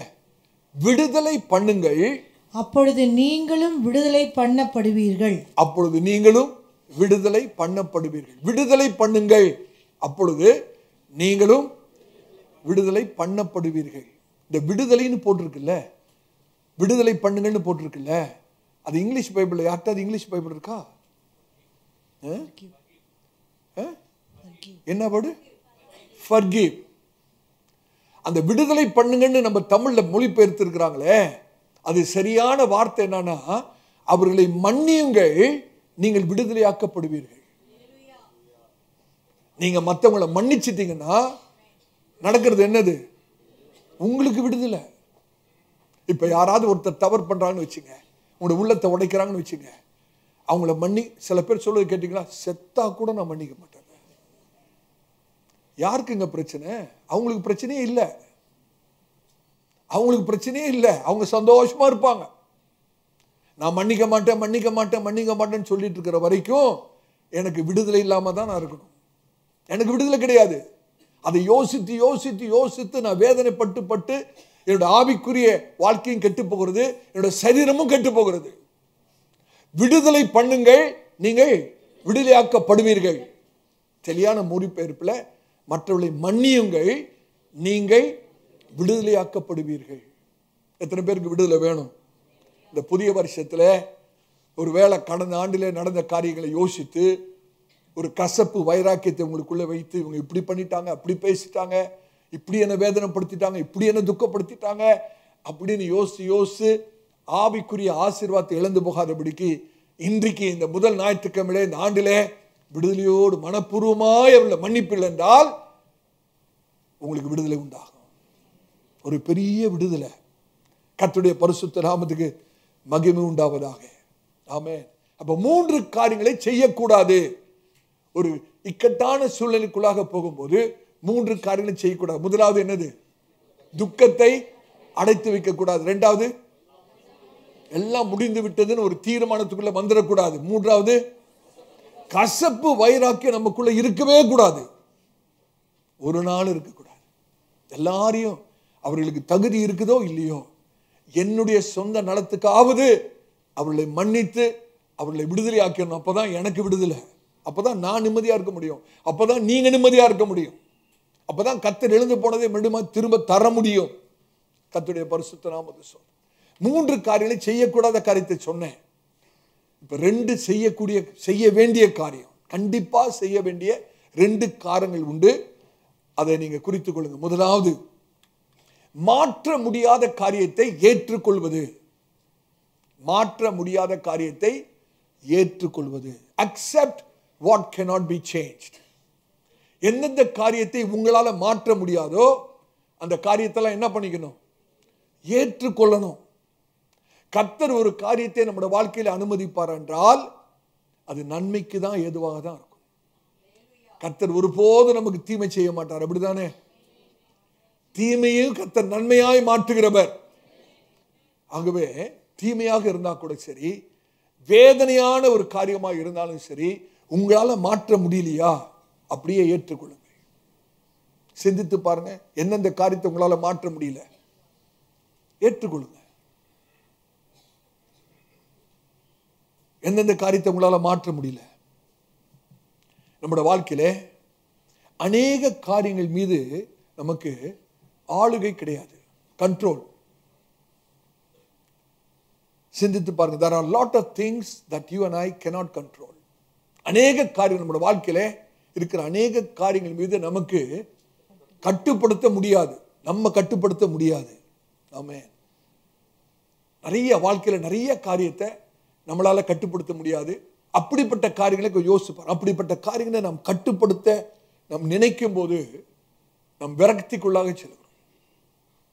யோசிச்சு பாருங்க, உங்களோட சொந்த மகன், நல்ல வாலிபனான ஒரு மகன், நீங்க சிறு வயதிலே அந்த பிள்ளையை சரியா கர்த்தருக்குள்ள வளர்க்கல. ஆகவே அந்த பிள்ளை வாழ்க்கை கர்த்தரை விட்டு தூரமா போய் தாறுமாறாக இருக்கிறது, ஒழுங்கினமா இருக்கிறது, பிரச்சனை கூட இருக்கிறது. நீங்க அந்த பிள்ளையை கட்டுப்படுத்த நினைக்கிறீங்க, உங்களால முடியல. எவ்வளவுக்கு எவ்வளவு கட்டுப்படுத்த நினைக்கிறீங்களோ அவ்வளவுக்கு அவ்வளவு அந்த பிள்ளை முரட்டாட்டம் பண்ணுது. எவ்வளவு வேதனை உங்களுக்கு உண்டாகுது யோசித்து பாருங்க. உங்களால கட்டுப்படுத்த முடியாததை கட்டுப்படுத்த முயற்சி பண்ணி என்னதான் பண்றது? ஒரே ஒரு காரியம் தான் பண்ண முடியும், கர்த்தரிடத்துல ஒப்பு கொடுக்க முடியும். ஆண்டவரே, என்னால் ஒன்றுமே பண்ண முடியாது, இந்த மகனை உங்களுடைய கரத்துல ஒப்பு கொடுங்க, நீங்க பார்த்துக் கொள்ளுங்க. ஆமென். மாற்ற முடியாததை ஏற்றுக்கொள்ள வேண்டும். கர்த்தருடைய பரிசுத்த நாமத்துக்கு ஸ்தோத்திரம். ஒரு பிரச்சனையை மேற்கொள்வதற்கான ஒரே ஒரு வழி என்னவென்றால் மாற்ற முடியாத காரியங்களை ஏற்றுக்கொள்வது. அந்த ஏற்றுக்கொள்வதுதான் சமாதானத்தின் திறவுகோல். அந்த ஏற்றுக்கொள்வதுதான் ஒரு நிம்மதியின் திறவுகோல். அந்த ஏற்றுக்கொள்வது தான் நம்முடைய ஆவிக்குரிய வாழ்க்கையை தொடர்ந்து நாம் முன்னேறி செல்ல ஏதுவாக இருக்கிற ஒரு காரியம். ஆமென். யோசித்து பாருங்க. ஒரு உதாரணத்துக்காக சொல்றேன். நீங்க அதிகமா நேசிக்கிற ஒரு நபர் மரித்து போய்விட்டாருன்னு யோசிங்க. ரொம்ப அதிகமா நேசிக்கிற ஒரு நபர் மரித்து போய்விட்டார். அவர் திரும்பி வருவாராங்க? மரித்து போன திரும்பி வருவாரா? எவ்வளவுதான் நீங்க விரும்பினாலும், எவ்வளவுதான் சோமனாலும் திரும்பி வரப்போறது இல்லை. அப்படித்தானே? அது கடந்த காலம், அவ்வளவுதான். அதை நம்ம ஏற்றுக்கொள்ளதான் வேண்டும். யோசிச்சு பாருங்க. தாவீது பிறந்த பிள்ளைக்காக உபவாசம் பண்ற. ஆண்டவரே, எப்படியாவது ஒரு அற்புதம் செய்யுங்க, இந்த பிள்ளை பிழைக்கணும். உபவாசம் பண்ணி ஆகாரம் புசிக்காம அவர் வீட்டில் அழுது ஜோமணி கொண்டிருக்கிறார். அரண்மனையில் வேலை செய்கிறவர்கள் எல்லாரும் தாவீதுடைய துக்கத்தை பார்க்கிறார்கள். அவர்களும் வேதனைப்படுகிறார்கள். திடீரென்று ஒரு நாள் பிள்ளை மரித்து போகிறது. அந்த செய்தியை தாவீதுட்ட சொல்றதுக்கே பயப்படுறாங்க. ஐயோ, இவ்வளவு நாள் அவர் வேதனைப்பட்டாரே, இந்த செய்தியை போய் தாவீதுட்ட எப்படி சொல்றது? பிள்ளை மரிச்சிருச்சுன்னா தாவீதோட நிலைமை என்ன ஆயிரும்? எல்லாம் பயப்படுறாங்க. ஆனா கடைசியில் சொல்லிதானே ஆகணும். அப்ப தாவீதுட்ட வந்து சொன்ன உடனே தாவீதுக்கு அந்த துக்கம்லாம் எங்க போச்சுன்னு தெரியலங்க. அவர் எழுந்து தலைக்கு எண்ணெய் பூசிட்டு ஆகாரத்தை கொண்டாந்து வைங்க, நான் சாப்பிடணுன்றாரு. பாஸ்டிங் எல்லாம் ஓவர். இதுல இருக்கிற சத்தியம் என்னவென்றால், நான் ஏற்றுக்கொள்ள வேண்டும். என்னால் அதை மாற்ற முடியாது. பிள்ளை செத்து போயிடுச்சு. திருப்பி இந்த பிள்ளை என்னிடத்துல வராது. ஆனா நான் அந்த பிள்ளை இடத்துல போக முடியும். ஆகவே இந்த சூழ்நிலையை நான் மாற்ற முடியாது. நான் அதை ஏற்றுக்கொள்கிறேன். கர்த்தர் இதை அனுமதித்திருக்கிற அப்படினாலே நான் அதை சந்தோஷமா ஏற்றுக்கொள்கிறேன். அதுதாங்க சந்தோஷமே இருக்கு. அதுதான் விசுவாசம் கூட. அதுதான் விசுவாசம். நம்ம விசுவாசம் என்றால் ஒண்ணுமே நடக்காத போல பாசாங்கம் பண்றது விசுவாசம் இல்லை. சில பேருக்கு பிரச்சனை, அதிகமான பிரச்சனையா இருக்கும். ஆனா ஒண்ணுமே நடக்காத போல பாசாங்கம் பண்றது தான் விசுவாசம் நினைச்சு. இல்ல இல்ல இல்ல. விசுவாசம் என்பது வாழ்க்கை நிஜமான காரியங்களை ஏற்றுக்கொண்டு அதனால் சோர்வடைய மறுப்பதுதான் விசுவாசம். வாழ்க்கையில ஒரு ரியல் சிச்சுவேஷன் அக்செப்ட் பண்ணிட்டு ஏற்றுக்கொண்டு, ஆனால் இந்த சிச்சுவேஷன், இந்த சூழ்நிலை எனக்கு வேதனை தருகிறதா இருந்தாலும் இந்த சூழ்நிலையினாலே நான் சோர்ந்து போக மாட்டேன். இன்னமும் கர்த்தர் எனக்காய் கிரியை செய்வார், இந்த சூழ்நிலையிலிருந்து என்னை விடுதலையாக்குவார் என்று நான் விசுவாசிக்கிறேனே, அதுதான் உண்மையான விசுவாசம். Still God can help me to come out of it. இந்த துக்கத்திலிருந்து வெளியே வர கர்த்தர் எனக்கு கிருபை தருவார், கர்த்தர் என்னை வெளியே கொண்டு வருவார் என்று விசுவாசிப்பதுதான் விசுவாசம். எத்தனை பேருக்கு விளங்குது? அப்ப ரெண்டு காரியம் செய்யணும். முதலாவது என்ன செய்யணும்? மாற்ற முடியாததை ஏற்றுக்கொள்ளணும். உங்களோட வாழ்க்கையில நீங்க யோசிச்சு பாருங்க. எந்தெந்த சூழ்நிலையில காரியங்கள் கட்டுப்பாட்டுக்கு மீறி போயிருக்கிறது, என்னோட கட்டுப்பாட்டுக்குள்ள இல்லை, என்னால மாற்ற முடியாது, அந்த காரியங்களை ஆண்டவர்கிட்ட ஒப்பு கொடுத்துட்டு ஏற்றுக்கொள்ளுங்க. கர்த்தர் செய்வார். கர்த்தர் மீதி காரியத்தை பார்த்துக்கொள்வார். ரெண்டாவது, focus on what's left and not what's lost. இழந்து போனது மேல நம்மளோட கவனத்தை வைக்காம நம்மகிட்ட இருக்கிறதுல கவனத்தை வைக்கணும். சிலது இழந்து போனது மேலேயே கவனம் இருக்கும். ஐயோ, இது இழந்துட்டுமே, இது இழந்துட்டுமே, இது இழந்துட்டுமே. நம்முடைய கவனம் இழந்து போனதுல இருக்கக்கூடாது. மீதியாய் இருக்கிறதுலே கவனம் இருக்க வேண்டும். மீதியாய் இருக்கிறதுலே கவனமா இருக்கணும். நான் என்ன சொல்றேன்னு கேட்டீங்கன்னா, ஆண்டவருக்கு நன்றி செலுத்தக்கூடிய அநேக காரியங்களை பட்டியலிட வேண்டும். என்னென்ன விஷயத்துக்கு நான் ஆண்டவருக்கு நன்றி சொல்ல முடியும் அப்படின்னு ஒரு பெரிய லிஸ்டே போடணும். அந்த லிஸ்ட் போட்டா, அந்த பட்டியல் போட்டீங்கன்னா அந்த பட்டியலுக்கு முடிவே இருக்காது. எழுதிக்கிட்டே இருக்க வேண்டியதான் வாழ்க்கை பூரா. ஆண்டவர் செய்த நன்மைகளை மாத்திரம் நீங்க பட்டியல் போட்டு பாருங்க. இவ்வளவுதான் சொல்லி நிறுத்தவே முடியாது. இன்னைக்கு உயிரோடு இருக்கிறோமே, அதுவே ஆண்டோட நன்மை தான். நம்முடைய விசுவாசத்தை நம் ஆண்டவராய் நம் தேவனை விடுதலையோடு கூட வந்து நம்ம ஆராதிச்சிட்டு இருக்கிறோம். அந்த விடுதலை நம்முடைய தேசத்தில் இருக்கிறதே, அதுவே பெரிய ஆசீர்வாதம் இல்லையா? கர்த்தர் இன்னும் நம்ம நேசிக்கிறாரே, அதற்காக நம்ம எவ்வளவு நன்றி சொல்லணும். நன்றி சொல்லக்கூடிய காரியம் ஏராளம் உண்டு, ஏராளம் உண்டு. நான் ஆங்கில ஆராதனை இந்த ஒரு காரியத்தை சொன்னேன். நீங்களும் அதை குறித்துக் கொள்ளுங்கள். Gratitude destroys depression. Gratitude destroys depression. சோர்வை முறியடிக்கிறது என்னன்னு கேட்டீங்கன்னா நன்றி உள்ள இருதயம் தான். ஒரு நன்றி உள்ள இருதயம் இருந்தா நான் சேலஞ்ச் பண்ணி சொல்ல முடியும், சோர்வுக்கு இடமே கிடையாது. சில பேர் சொல்ற கேட்டிருக்கிறேன், I am going through depression பாஸ்டர்னு சொல்லுவாங்க. நான் சோர்வுக்குள்ள கடந்து போறேன், என்னால் ஒண்ணுமே பண்ண முடியல, சாப்பிட்றது இல்லை, தூங்குறது இல்லை. ஏன் காரணம் என்ன தெரியுமா? அவங்க சோர்வுக்குள்ளாக போற காரியம் ஆண்டுக்கு நன்றி சொல்ல தவறி இருக்கிறது தான். நன்றி சொல்ல, நீங்கள் ஆண்டவர் செய்த நன்மைகளை நினைத்து நினைத்து நன்றி சொல்லாவிட்டால் உங்களுக்குள்ளே கண்டிப்பாய் சோர்வு வரும். ஆனா என்ன தெரியுமா உண்மை? சோர்வும் நன்றி உள்ள இருதயமும் ஒரே இடத்துல இருக்கவே முடியாது. சோர்வும் நன்றி உள்ள இருதயமும் ஒரே இடத்துல வாசம் பண்ண முடியாது. ஆமென். உங்களுக்கு கொஞ்சம் சோர்வு வருதுன்னு உடனே நம்ம என்ன பண்ணணும் தெரியுமா? ஆண்டவர் செய்த நன்மைகளை நினைத்து ஆண்டவருக்கு நன்றி சொல்ல ஆரம்பித்து விட வேண்டும். கொஞ்சம் சோர்வு, மனசோர்வு வருது, இப்படி ஒரு காரியம் நடந்துச்சே, இப்படி ஒரு சம்பவம் நடந்து விட்டதே என்று சொல்லி ஒரு துக்கம் வரும்போதே, அந்த துக்கம் வருதுன்னு தெரிஞ்ச உடனே ஆண்டவர் செய்த நன்மைகளை நினைத்து நன்றி சொல்ல ஆரம்பித்து விடுவோமானால் அந்த இருண்ட மேகமாகி அந்த சோர்வு நம்மை விட்டு விலகி ஓடும். We must build up attitude of gratitude. அந்த நன்றியுள்ள இருதயத்தினுடைய மனப்போக்கு அது கட்டப்பட்டு கொண்டே இருக்க வேண்டும். கர்த்தருடைய பரிசுத்த நாமத்துக்கு ஸ்தோத்திரம். ஆவியானவர் நம்மோடு கூட பேசுகிறார். அவர்கள் தேவன் என்று அறிந்தும் அவரை மகிமைப்படுத்தாதபடினாலே அவருடைய சிந்தனையினாலே வீரரானார்கள். அவருடைய இருதயம் இருள் அடைந்தது. தேவன்னு தெரியுங்க, அவர் தான் கர்த்தர்னு தெரியும், மகிமைப்படுத்தல, நன்றி சொல்லல. கர்த்தர் எனக்கு இதை செய்திருக்கிறார் நல்லா தெரியுது, ஆனா அவருக்கு போதுமான அளவு நன்றி சொல்லல. என்ன ஆயிடும் தெரியுமா? சிந்தையிலே வீணர்களாகிடும். எதையோ யோசிக்க ஆரம்பிச்சிருவோம், நடக்காத காரியத்தெல்லாம் யோசிக்க ஆரம்பிச்சிருவோம், நடக்கவே நடக்காது. அதெல்லாம் யோசித்து பயந்து பயந்து பயந்து நம்ம வாழ்க்கையை வேதனை நிறைந்த வாழ்க்கையா மாறிடும். இருதயம் இருள் அடைந்து விடும். அந்த வசனத்தை வாசிங்க, ரோமர் 1:21. அவர்கள் தேவனை அறிந்தும் அவர்கள் தேவன் என்று மகிமைப்படுத்தாமலும் சோத்திரியாமல், அதாவது நன்றி சொல்லாமல் இருந்து தங்கள் சிந்தைகளினாலே வீணரானார்கள். உணர்வில்லாத அவருடைய இருதயம் இருள் அடைந்தது. எத்தனை பெரிய ஒரு எச்சரிப்பு! அவர்தான் கர்த்தர்னு தெரியும், அவர்தான் சர்வ வல்லம்னு தெரியும், ஆனா மகிமைப்படுத்தலையே, அவருக்கு சோத்திரம் சொல்லலையே, நன்றி சொல்லலையே. ஆகவே இருதயம் இருள் அடைந்து போய்விடுகிறது. கர்த்தர் நம்மோடு கூட பேசுகிறார். ஒரு நிமிஷம் யோனாவை யோசித்து பாருங்க.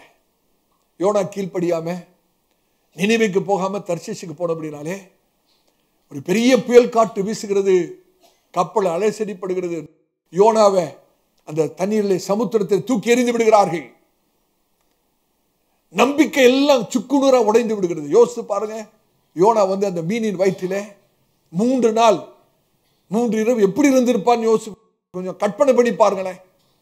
இருள் அடைந்திருக்கிறது, இருட்டான ஒரு சூழ்நிலை, நாட்டம் எடுத்திருக்கும், உள்ள வசிக்கிறதுக்கு ஒரு ஒரு அதாவது சாத்தியமில்லாத ஒரு இடம்.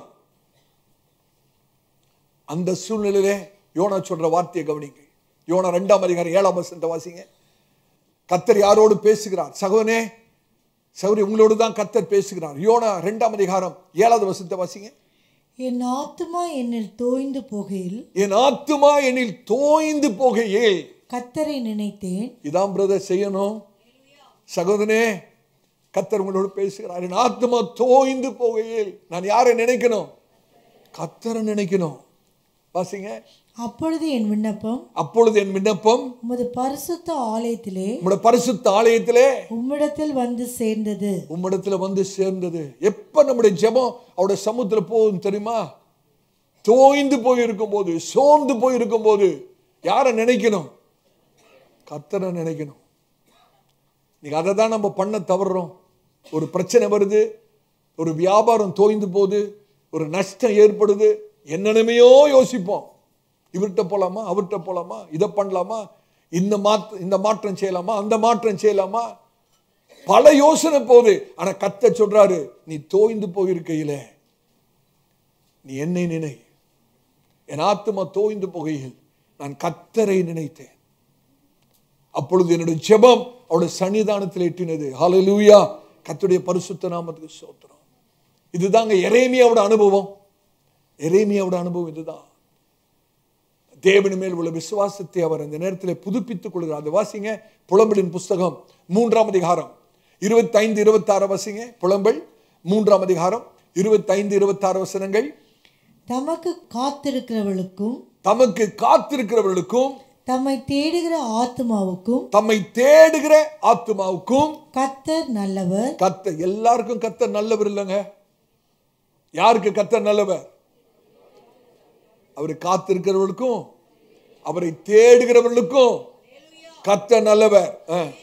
கர்த்தருடைய ரட்சிப்புக்கு நம்பிக்கையோடு காத்திருக்கிறது நல்லது. எப்படி காத்திருக்கணும்? நம்பிக்கையோடு. இன்னைக்கு நம்பிக்கை இல்லாம காத்திருக்கிறவங்க நிறைய பேர், விசுவாசம் இல்லாம காத்திருக்கிறவங்க நிறைய பேர். ஆனா எப்படி காத்திருக்கணும்? வேதம் சொல்லுது, நம்பிக்கையோடு காத்திருக்கணும். நம்பிக்கையோடு காத்திருந்தீங்கன்னா கண்டிப்பா விடுதலை வரும். கர்த்தருடைய பரிசுத்த நாமத்துக்கு. ஏன் நம்பிக்கையோடு காத்திருக்கணும்? காரணம் என்ன தெரியுமா? நமக்குள்ள இருக்கிற அந்த வேதனை, அந்த காயம் ஆற நேரம் எடுக்கும் பிரதர். காயம் உடனே ஆறாது. அந்த காயம் ஆறுறதுக்கு சமயம் வேணும், நேரம் எடுக்கணும். ஹல்லேலூயா.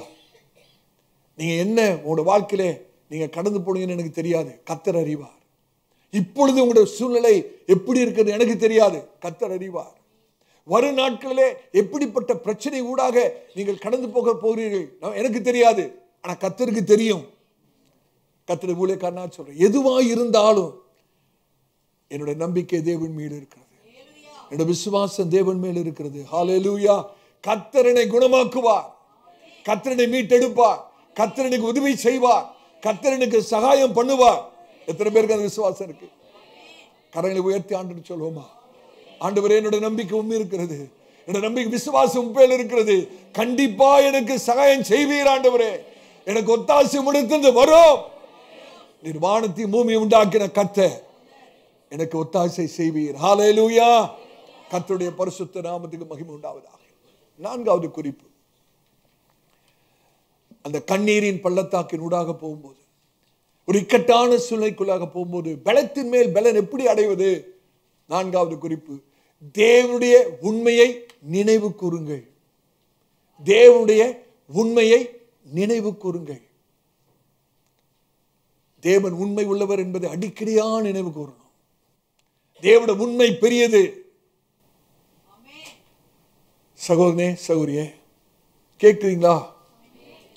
தேவனுடைய உண்மையை நாம் எப்படி விளங்கிக் கொள்வது? How to understand God's faithfulness? தேவனுடைய உண்மையை நாம் எப்படி விளங்கிக் கொள்வது? எதனால் விளங்கிக் கொள்வது? உங்களுடைய கருத்து என்னது? தேவனுடைய உண்மையை நீங்கள் எதனால் விளங்கிக் கொள்வீர்கள்? யோசிங்க.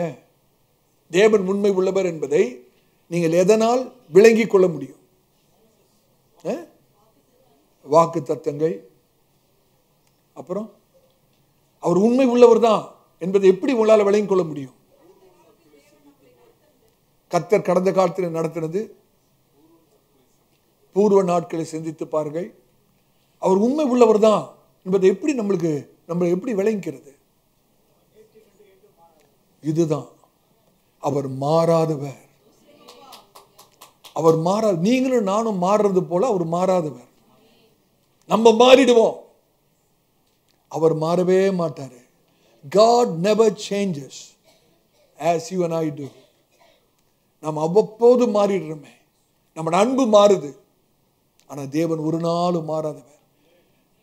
அவர் நேற்றும் இன்றும் என்றும் மாறாதவராய் இருக்கிறபடினாலே அவர் உண்மை உள்ளவர் என்பதை நான் விளங்கிக் கொள்ள முடியும். இப்ப நல்ல கவனிங்க. எதை நினைக்கணும்னா, எதை நினைவு கூறணும்னா, தேவனுடைய உண்மையை நினைவு கூறுதல் என்னன்னா, எது மாறாது இருக்கிறதோ அதை நினைவு கூற வேண்டும். அவர் மாறாதவர், ஆகவேதான் அவரை நினைவு கூற வேண்டும். அவருடைய உண்மையை நினைவு கூறனா என்ன?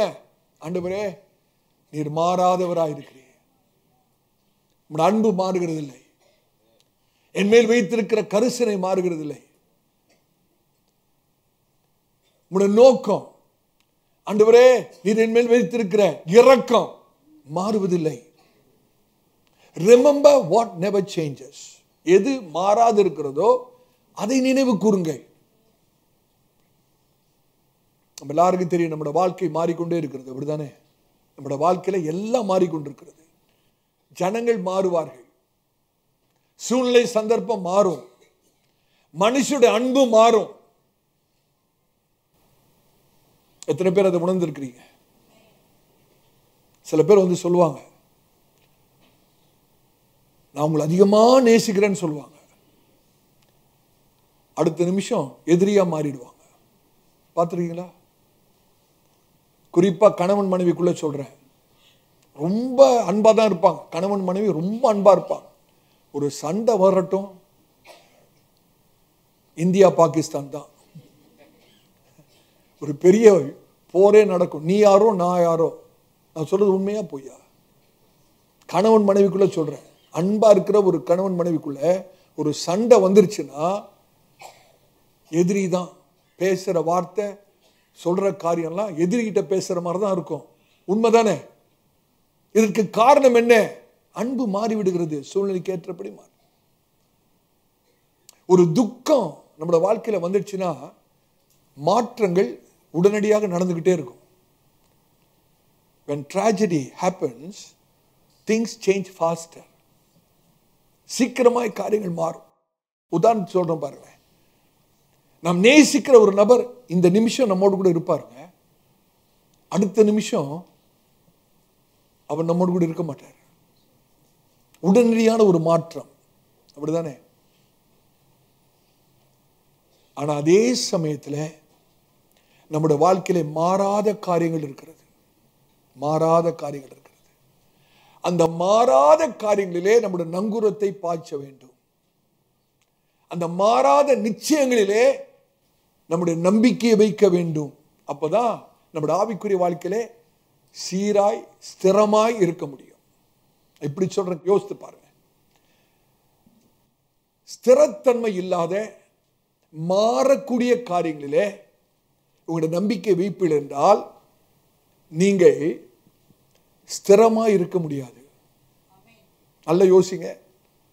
ஸ்திரத்தன்மை இல்லாத அடிக்கடி மாறக்கூடிய காரியங்களிலே நீங்கள் சார்ந்து விடுவீர்கள் என்றால் உங்களுடைய வாழ்க்கை ஸ்திரமாய் இருக்காது. அதே சமயத்தில் ஸ்திரத்தன்மை உடைய மாறாத காரியங்களிலே நீங்கள் நம்பிக்கை உள்ளவர்களாக இருப்பீர்கள் என்றால் உங்களுடைய வாழ்க்கை ஸ்திரமாய் இருக்கும். நான் சொல்றது எத்தனை பேருக்கு விளங்குது? அப்படி மாறாத நிச்சயத்திலே நம்முடைய நம்பிக்கையை வைக்க வேண்டும். ஹல்லேலூயா. அப்ப மாறாத காரியம்னா என்னது? என்னவா இருக்க முடியும்? யோசிச்சு பாருங்க. நீங்க நிச்சயம் இல்லாத மாறுகிற காரியத்தில் உங்களுடைய நம்பிக்கை வச்சுட்டீங்கன்னா நீங்க காற்றிலே அலசடிப்படுகிற ஒரு படகை போல மாறிவிடுவீர்கள். ஆவிக்குரிய ஸ்திரத்தன்மை போய்விடும். இதுதான் எரேமியா செய்கிறார். எரேமியா செய்கிறார். என்ன நடந்தாலும் சரி, என்னோட வாழ்க்கையில் என்ன போராட்டம் வந்தாலும் சரி, மாறாத 3 காரியங்களிலே என்னோட நம்பிக்கை வைப்பேன். மாறாத 3 காரியங்களிலே என்னோட நம்பிக்கை வைப்பேன். மாறாத 3 காரியங்கள் இருக்கிறது. மற்ற எல்லாம் மாறிடும் பிரதர், சிஸ்டர், மற்ற எல்லாம் மாறிடும். மாறுகிற நிச்சயமற்ற காரியங்களிலே உங்களோட நம்பிக்கை வைக்காதீங்க. மாறாத 3 நிச்சயமான காரியங்களிலே உங்களோட நம்பிக்கை வைக்க பழகிக் கொள்ளுங்கள். இதுதான் எரேமியா செய்தார். 3 காரியங்களை சொல்கிறேன், நீங்கள் குறித்துக் கொள்ளுங்கள். மாறாத 3 காரியங்கள். கர்த்தர் எல்லாவற்றையும் ஆளுகிறார். இது மாறவே மாறாது. கர்த்தர் சகலவற்றையும் ஆளுகிறார். God is in control of everything. இதை யாராவது மாற்ற முடியுமா? யாராலையும் மாற்ற முடியாது. மாறாத நிச்சயம் இது. இரண்டாவது, கர்த்தர் என்னை இன்னும் நேசிக்கிறார். இதை யாராவது மாற்ற முடியுமா? ஆண்டோட அன்பை மாற்ற முடியுமா? கர்த்தர் இன்னும் என்னை நேசிக்கிறார். அவர் என்னை நேசிப்பதை ஒரு நாளும் நிறுத்துவதில்லை. இது இரண்டாவது மாறாத நிச்சயம். மூன்றாவது, தேவனை தவிர எனக்கு வேறு ஒரு பெரிய தேவை இல்லை. எனக்கு இருக்கிற ஒரே ஒரு தேவை என் தேவன் தான். God is all I need. இதை யாராவது மாற்ற முடியுமா? மாற்ற முடியாது. 3 காரியத்தை சொன்னேன். நீங்க சொல்லுங்க பாப்போம். முதலாவது என்னது? கர்த்தர் சகலத்தையும் ஆளுகிறார், மாறாத நிச்சயம். இரண்டாவது, கர்த்தர் என்னை இன்னும் நேசிக்கிறார், இரண்டாவது மாறாத நிச்சயம். மூன்றாவது, ஆமென், என்னுடைய பிரதான தேவை என் தேவன் மாத்திரம்தான். என் தேவன் மாத்திரம்தான். இதை நான் சுருக்கமா விளக்கி சொல்றேன். நல்ல கவனிங்கள். முதலாவது, என் தேவன் எல்லாவற்றையும் ஆளுகை செய்கிறார். அவர் இன்னும் சிங்காசனத்தில் வீற்றிருக்கிறார். என்னோட வாழ்க்கையில எப்பேற்பட்ட சூழ்நிலை வந்தாலும், இக்கட்டுகள் வந்தாலும், போராட்டங்கள் வந்தாலும், இன்னும் கர்த்தர் ஆளுகை செய்கிறார். ஹல்லேலூயா. இதுல ஒரு காரியத்தை நம்ம விளங்கிக்கணும். நான் நடைமுறை வாழ்க்கைக்கு ஏற்ற மாதிரி பேசுகிறேன், தயவுசெய்து கவனிங்கள். கர்த்தர் எல்லாவற்றையும் ஆளுகை செய்கிறான்னு சொல்லும்போது, மனுஷர்களாகிய நாம் நல்லா கவனிக்கணும். மனுஷர்களாகிய நமக்கு கர்த்தர் ஃப்ரீ வில், சுய சித்தத்தை கொடுத்திருக்கிறார். அப்படிதானே? எல்லாருக்கும் சுய சித்தத்தை கர்த்தர் கொடுத்திருக்கிறார். அதுதான் தேவனுடைய அன்புங்க, தேவனுடைய இரக்கம். அதுதான் தேவனுடைய கிருபை. எப்படி சொல்றேன்னு கேளுங்க. ஏதேன் தோட்டத்திலே கர்த்தர் மனுஷனை உண்டாக்கினார். அப்படிதானே? மனுஷனை உண்டாக்குவதற்கு முன்பாக கர்த்தர் யாரை உண்டாக்கினார்? தேவன் யாரை உண்டாக்கினார்? மனுஷனை உண்டாக்குவதற்கு முன்பாக வானத்தையும் பூமியும், அதுக்கு முன்னால தூதர்கள். வானங்களையும் பூமியும் உண்டாக்குவதற்கு முன்பாகவே தூதர்கள் உண்டாக்கப்பட்டார்கள். அந்த தூதர்ல 3 பிரதான தூதர்கள் லூசிபர் ஒருத்தன். அப்படிதானே? ஆராதிக்கிற தூதன். இந்த ஆராதிக்கிற தூதன் என்ன செய்ய வேண்டும்? அந்த பரலோகத்தில் இருக்கிற தூதர்களை கூட்டி சேர்த்து தேவனை ஆராதிக்கிற ஊழியத்தை செய்ய வேண்டும். ஒரு காலகட்டத்திலே லூசிபருக்குள்ளே பெருமை வந்து விடுகிறது. அவன் நான் போய் சிங்காசனத்தில் உட்காருவேன், மற்றவர்கள் என்னை ஆராதிக்க வேண்டும் என்று சொல்லி அவனுக்குள்ளே பெருமை வரும்போது கர்த்தர் அவனை உன்னதத்திலிருந்து கீழே தள்ளுகிறார். இதெல்லாம் நமக்கு தெரிஞ்ச விஷயம். இப்ப அந்த தூதனுக்கு, லூசிபருக்கு ஒரு சுய சித்தத்தை தேவன் கொடுத்திருந்தார். அப்படிதானே? சுய சித்தத்தை, தெரிந்து கொள்வதை கொடுத்திருக்கிறார். அந்த தெரிந்து கொள்வதை கொடுத்ததுனாலதான், சுய சித்தத்தை கொடுத்ததுனாலதான் அவன் அந்த சுய சித்தத்தை பயன்படுத்தி சிங்காசனத்தில் உட்காரணும்னு சொல்றான். என்னை ஜனங்கள் ஆராதிக்கணும்னு சொல்றான். சரி, இது முடித்த பிறகு இப்ப மனுஷனை தேவன் சிருஷ்டிக்கிறார். சரி, லூசிபர் அப்படி பண்ணிட்டான். இப்ப மனுஷரை ஆண்டவர் எப்படிங்க உண்டாக்கி இருக்கணும்? சுயசித்தம் இல்லாம படைச்சிருக்கணும். ஒரு மிஷினை போல படைச்சிருக்கணும், ரோபோவை போல படைச்சிருக்கணும். ஆண்டவர் அப்படி படைக்கல. அந்த லூசிபர் தன்னுடைய சுய சித்தத்தை பயன்படுத்தி தேவனுக்கு விரோதமாய் மாறின போதும், அடுத்த மனுஷனை படைக்கும் போது அதே சுய சித்தத்தை மனுஷனுக்கும் படைத்து வைத்துதான் படைக்கும். அது தேவனுடைய இரக்கம். இப்ப நல்ல கவனிங்க. மனிதர்களாகிய நாம் நம்முடைய சுய சித்தத்தை பயன்படுத்தி தவறான தெரிந்து கொள்ளுதலை தெரிந்து கொள்கிறோம். தவறான தெரிந்து கொள்ளுதல், தவறான தீர்மானங்களை எடுக்கிறோம். நல்ல கவனிங்க, தயவுசெய்து கவனிங்க. சுய சித்தம் இருக்கிறபடினாலே நாம் சுய சித்தத்தை பயன்படுத்தி தவறான முடிவுகள், தவறான தீர்மானங்கள், தவறான தெரிந்து கொள்ளுதல், இப்படி தவறான தெரிந்து கொள்ளுதலின் தீர்மானத்தை எடுக்கும்போது மற்றவர்களை காயப்படுத்தி விடுகிறோம். அப்படிதானே? யோசிச்சு பாருங்க. ஒரு தவறான தெரிந்து கொள்ளுதல், தவறான முடிவு எடுத்தீங்கன்னா அதுல காயப்படுறவங்க இருப்பாங்க. அப்படிதானே? மற்றவர்கள் காயப்படுவாங்க. ஆனால் கர்த்தர் அந்த சுய சித்தத்தை ஆளுகிறவர் அல்ல. மனுஷனுக்கு சுய சித்தத்தை கொடுத்திருக்கிறார்ல, அந்த சுய சித்தத்தை ஆளுகிறவர் அல்ல. மனுஷன் எடுக்கிற தவறான தீர்மானங்களை ஆளுகிறவர் அல்ல. மனுஷன் எடுக்கிற தவறான தெரிந்து கொள்ளுதலை ஆளுகிறவர் அல்ல. ஆனால் இந்த தவறான தெரிந்து கொள்ளுதல் மூலமாக, தவறான தீர்மானத்தின் மூலமாக வருகிற விளைவுகளை ஆளுகிறவர். எத்தனை பேருக்கு விளங்குது? எத்தனை பேருக்கு விளங்குது? நல்லா யோசித்து பார்க்கணும். இப்படி சிந்தித்து பாருங்க. உங்களுக்கு விரோதமா ஒருத்தர் செய்கிறார், அவருடைய சுய சித்தத்தை பயன்படுத்தி ஒரு தவறான தீர்மானம் எடுத்து உங்களை காயப்படுத்துகிறார், உங்களுக்கு தீமை செய்கிறார். ஆண்டவர் அந்த மனுஷன் எடுக்கிற தவறான தீர்மானத்தை ஆளுகை செய்கிறது இல்லை. அந்த மனுஷன் எடுக்கிற தவறான முடிவை ஆளுகை செய்கிறவர் அல்ல. ஆனால் அந்த தவறான தீர்மான முடிவிலிருந்து வருகிற விளைவை அவர் ஆளுகை செய்கிறவர். அந்த விளைவு எப்படி முடியணும் என்பது அவருடைய கரத்தில் இருக்கிறது.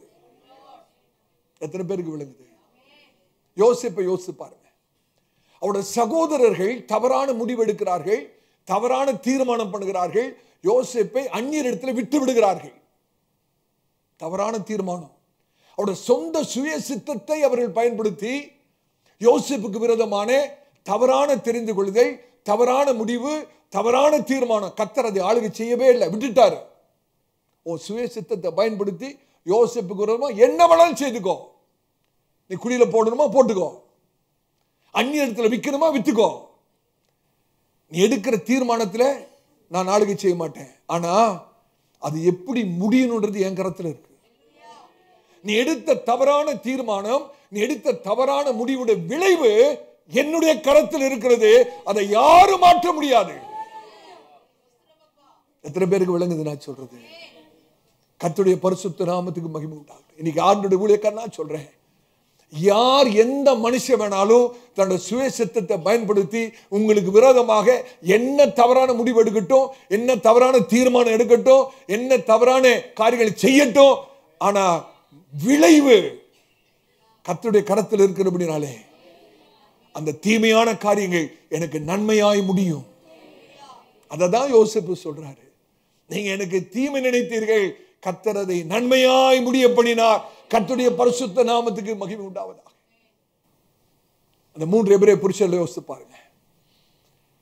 அந்த ராஜா, அந்த பிரதானிகள் தங்களுடைய சுய சித்தத்தை பயன்படுத்துகிறார்கள். யாருக்கு விரோதமாக? சாத்ராக், மேஷாக், அபேத்நேகோக்கு விரோதமாக, தேவனுடைய ஜனத்துக்கு விரோதமாக, எபிரேய அந்த 3 புருஷர்களுக்கு விரோதமாக தன்னுடைய சுய சித்தத்தை பயன்படுத்தி ஒரு தவறான முடிவு, ஒரு தவறான தீர்மானம். என்ன தவறான தீர்மானம்? இவர்களை அக்கினி சூளைக்குள்ள, அக்கினி சூளை 7 மடங்கு அதிகரித்து இவர்களை கட்டி அக்கினி சூளைக்குள்ள போடணும்னு ஒரு தவறான தீர்மானம். ஆண்டவர் விட்டுட்டாரு. ஏன் தெரியுமா? சுய சித்தத்தை ஆளுகிறவர் கர்த்தர் அல்ல. அவரால் ஆளுகை செய்ய முடியும், ஆனால் ஆள மாட்டார். சுய சித்தத்தை ஆளுகை செய்ய மாட்டார். தவறான முடிவை ஆளுகை செய்ய மாட்டார்.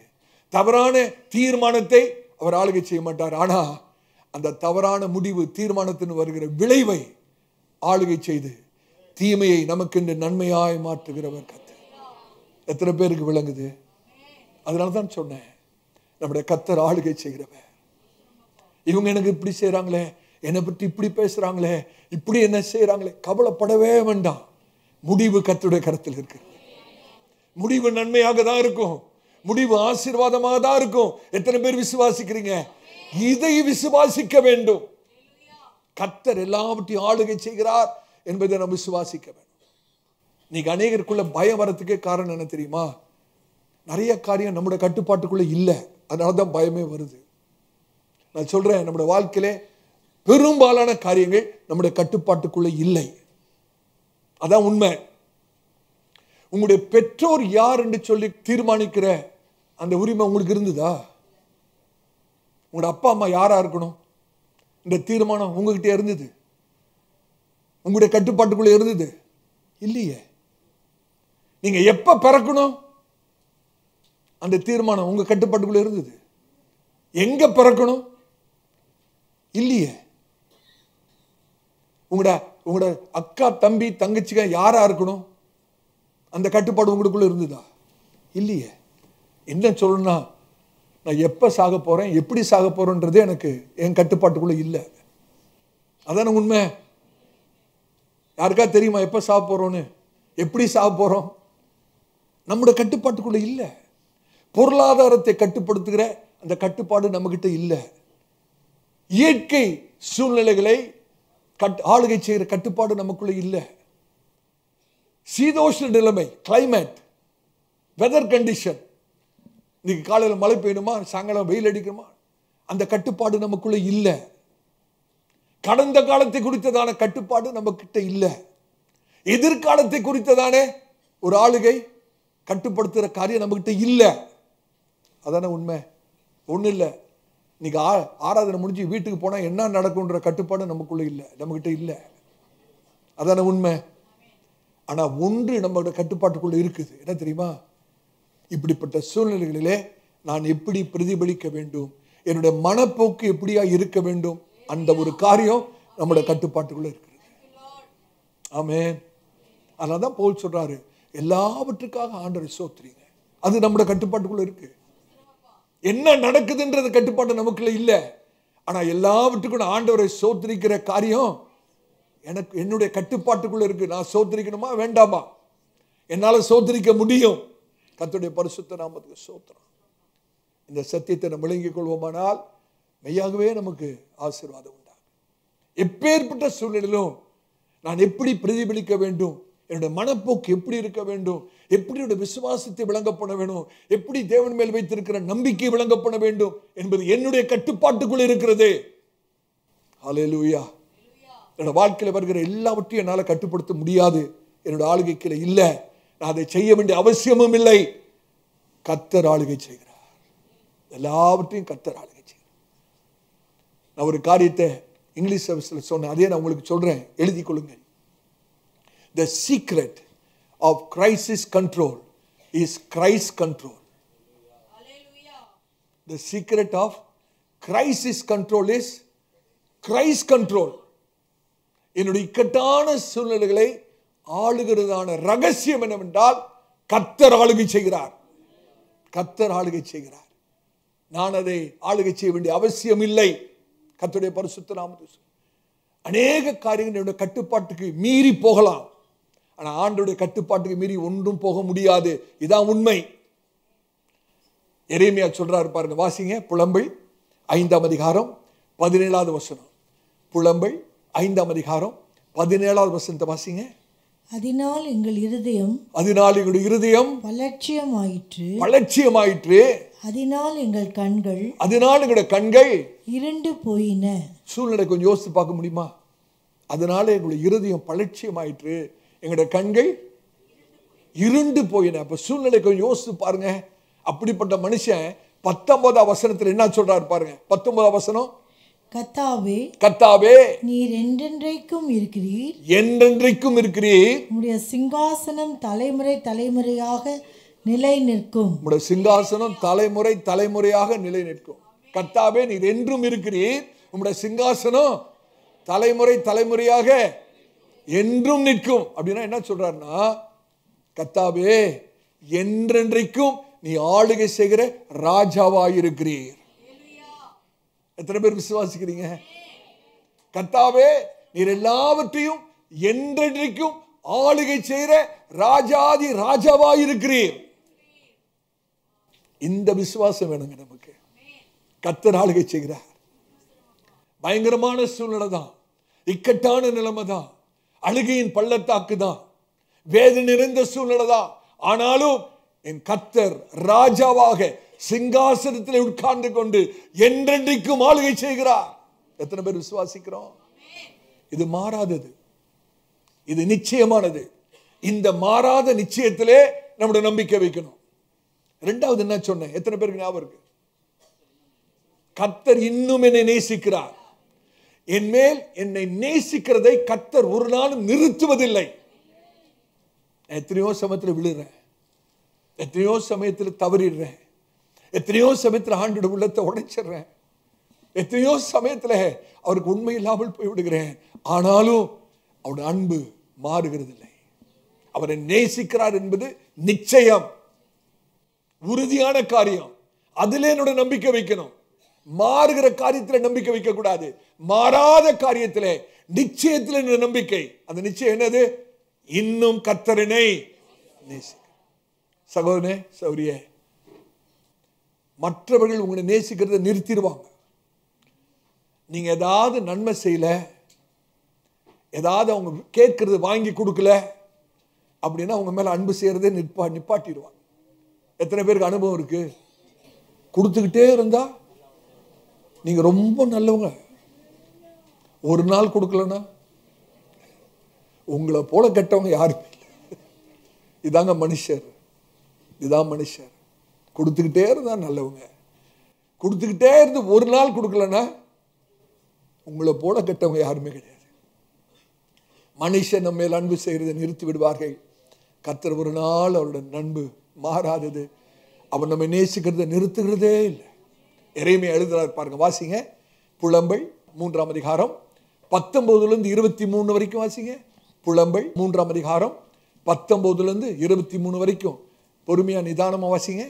எட்டியும் பிச்சியும் ஆகிய என் சிறுமையையும், அதாவது கசப்பான வாழ்க்கையை குறித்து சொல்றார். எட்டி போல, பிச்சை போல, அதாவது என்னோட வாழ்க்கை கசப்பா இருக்கிறது. என் சிறுமையையும் என் தவிப்பையும் நினைத்தருளும். என்னுடைய சிறுமையையும் என்னுடைய தவிப்பையும் நினைத்தருளும். என் ஆத்துமா அவைகளை நினைத்து நினைத்து எனக்குள் முறிந்து போகிறது. இதை என் மனதிலே வைத்து நம்பிக்கை கொண்டிருப்பேன். நாம் நிர்மூலமாகாதிருக்கிறது. நல்ல கவனிங்க. நான் நிர்மூலமாகாதிருப்பது கர்த்தருடைய கிருபையே. அவருடைய இரக்கங்களுக்கு முடிவில்லை. அவைகள் காலைதோறும் புதியவைகள். உமது உண்மை பெரிதாயிருக்கிறது. ஆண்டவரே, நீர் மேல் வைத்திருக்கிற இரக்கம், நீர் என் மேல் வைத்திருக்கிற அன்பு ஒரு நாளும் மாறுகிறதில்லை. அன்பை ஒரு நாள் நிறுத்துகிறதில்லை. ஒவ்வொரு நாளும் காலையிலே உடைய அன்பு புதிதாயிருக்கிறது, உடைய இரக்கம் புதிதாயிருக்கிறது, உடைய கிருபை புதிதாயிருக்கிறது, உடைய உண்மை பெரியது. ஆண்டவரே, ஹல்லேலூயா. சகோதரனே, சகோதரியே, இதுதான் நம்முடைய ஒவ்வொரு நாள் ஜெபமா இருக்கணும். ஆண்டவரை பார்த்து சொல்லணும், ஆண்டவரே, நீர் என்னை நேசிக்கிறத நிறுத்துகிறதே இல்லை என்பதை நான் ஒவ்வொரு நாளும் நினைவு கூற எனக்கு உதவி செய்யுங்க ஆண்டவரே. ஹல்லேலூயா. இதுதான் உண்மையான ஒரு ஜெபமாய் நம்முடைய வாழ்க்கையில் இருக்க வேண்டும். அவர் நம்மை நேசிக்கிறதை ஒருபோதும் நிறுத்துவதில்லை. ஒரு காரியத்தை சொல்றேன், கவனிங்க. நல்லா கவனிக்கிறீங்களா? மற்றவர்கள் எடுக்கிற தவறான தீர்மானத்திற்காக கர்த்தரை குற்றப்படுத்தாதீர்கள். கவனிக்கிறீங்களா? கீழ்த்தளத்தில் இருந்தாலும் மேல் தளத்தை தயவுசெய்து கவனிங்க.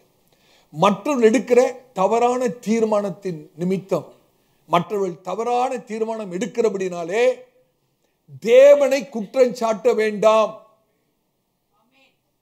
இதுக்கு காரணம் ஏற்கனவே சொல்லிட்டேன்.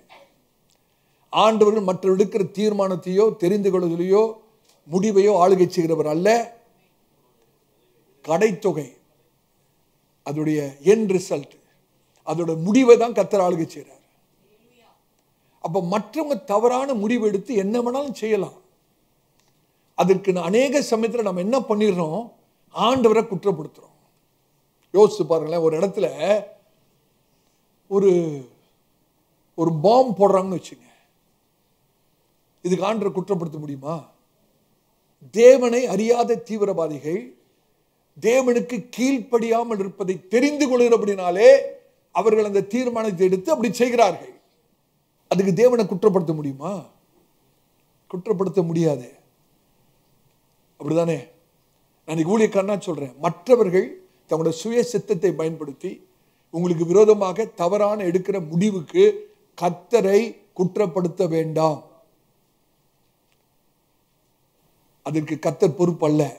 கர்த்தர் அவருடைய தீர்மானத்தை ஆளுகை செய்வார் அல்ல.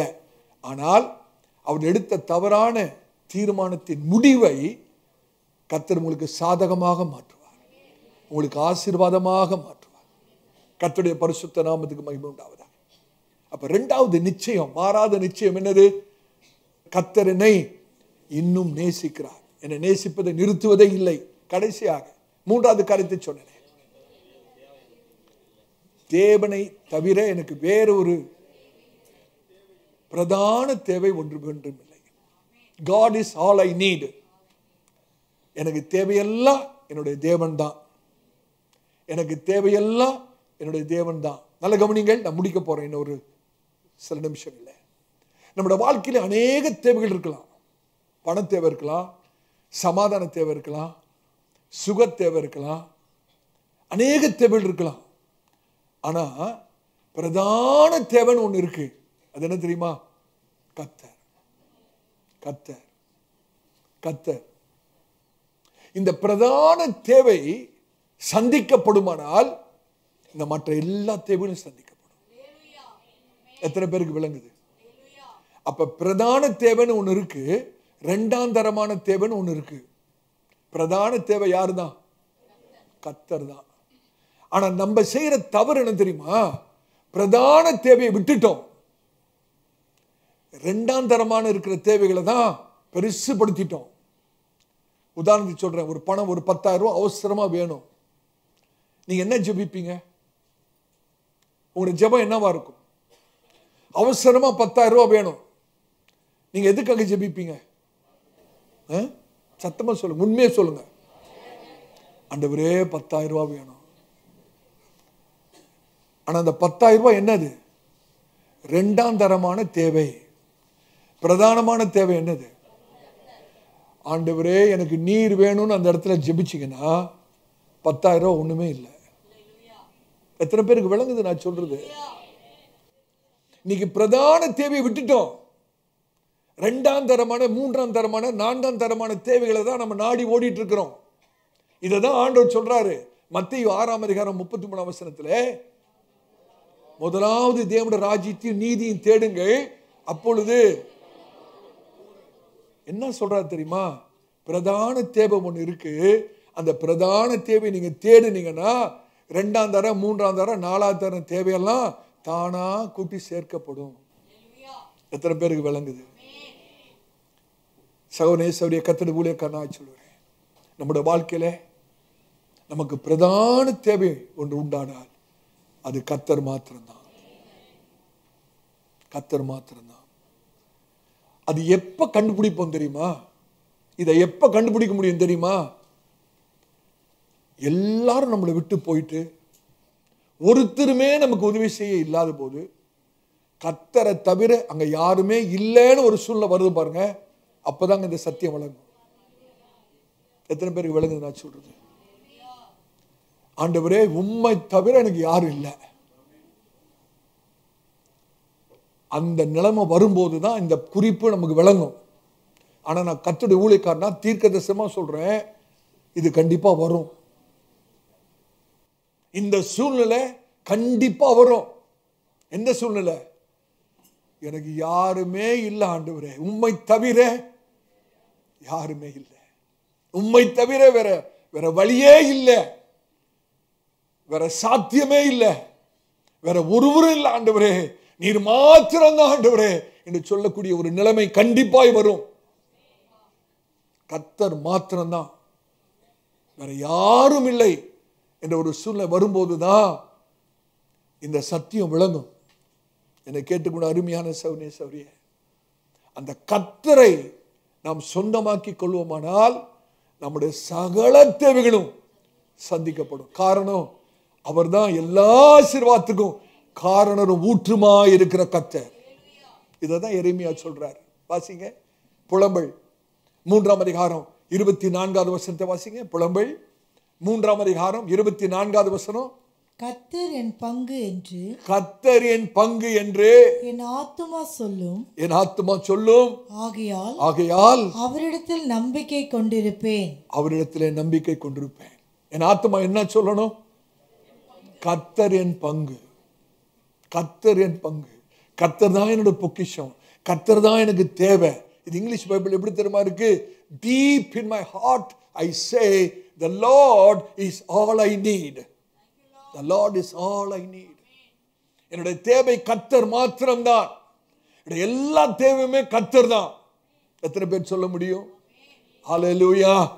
கர்த்தருடைய பரிசுத்த நாமத்துக்கு மகிமை உண்டாவதாக. இந்த நாளிலே ஒரு தீர்மானம் பண்ணுங்க. ஆண்டவரே நீர் தான் நினைப்பாங்க. அதனாலதான் தாவீது அடிக்கடியா சொல்வார், கர்த்தர் தான் என்னோட சுதந்திரம், அவர் தான் என் பங்கு. ஹல்லேலூயா. ஆனால் தான் அந்த மனுஷனோட வாழ்க்கையில எவ்வளவோ போராட்டம், எவ்வளவோ கஷ்டங்கள் வந்து கூட அந்த மனுஷன் கர்த்தரால் ஆசீர்வதிக்கப்பட்டவனாயிருது. காரணம் இதுதான். எத்தனை பேருக்கு விளங்குது? எத்தனை பேர் தீர்மானம் எடுக்க போறோம்? ஆண்டவரே என்னோட பிரதான தேவை நீங்க தான், என்னோட பிரதான தேவை நீங்க தான். நான் ஏற்கனவே சொல்லி இருக்கிறேன்னு நினைக்கிறேன். இந்த ஒரு சின்ன நடந்த சம்பவத்தை சொல்லி நான் ஜெபத்தில் முடிக்க விரும்புகிறேன். ஒரு அனாதை சின்ன மகள் கிழிந்த ஒரு வஸ்திரத்தை அணிந்தவர்களாக அவர் தெரு முனையில நின்று கொண்டிருக்கிறார். அந்த சமயத்தில் ஒரு ஐஸ்வர்யவானத்தோட கார்ல வராரு. அப்ப இந்த மகள், ஏழை மகள், அப்படியே தனியா நின்று கொண்டு பார்த்து பரிதாபப்பட்டு காரை நிறுத்தி அந்த மகளை கூப்பிட்டம்மா இங்க வா, எங்க உங்க அம்மா அப்பா அப்படின்னு கேட்டபோது அந்த சின்ன பிள்ளை சொல்றா, நான் அனாதையா, எனக்கு அம்மா அப்பா இல்லை அப்படின்னு சொல்லும்போது அந்த சின்ன மகள் மேல பரிதாபப்பட்டு கார்ல ஏற்றி வீட்டுக்கு கூட்டு போறார். வீட்டுக்கு கூட்டு போய் தன்னோட வீட்டுக்குள்ள கொண்டு போயிட்டு அந்த சின்ன மாட்ட சொல்றம்மா, மகளே இந்த வீட்டில் எது வேணாலும் நீ எடுத்துக்கோ, எதை வேணாலும் எடுத்துக்கோ, எத்தனையோ என்னென்னமோ காரியங்கள் ஷோகேஸ்ல வைக்கப்பட்டிருக்கிறது, நீ எது வேணாலும் எடுத்துக்கலாம்.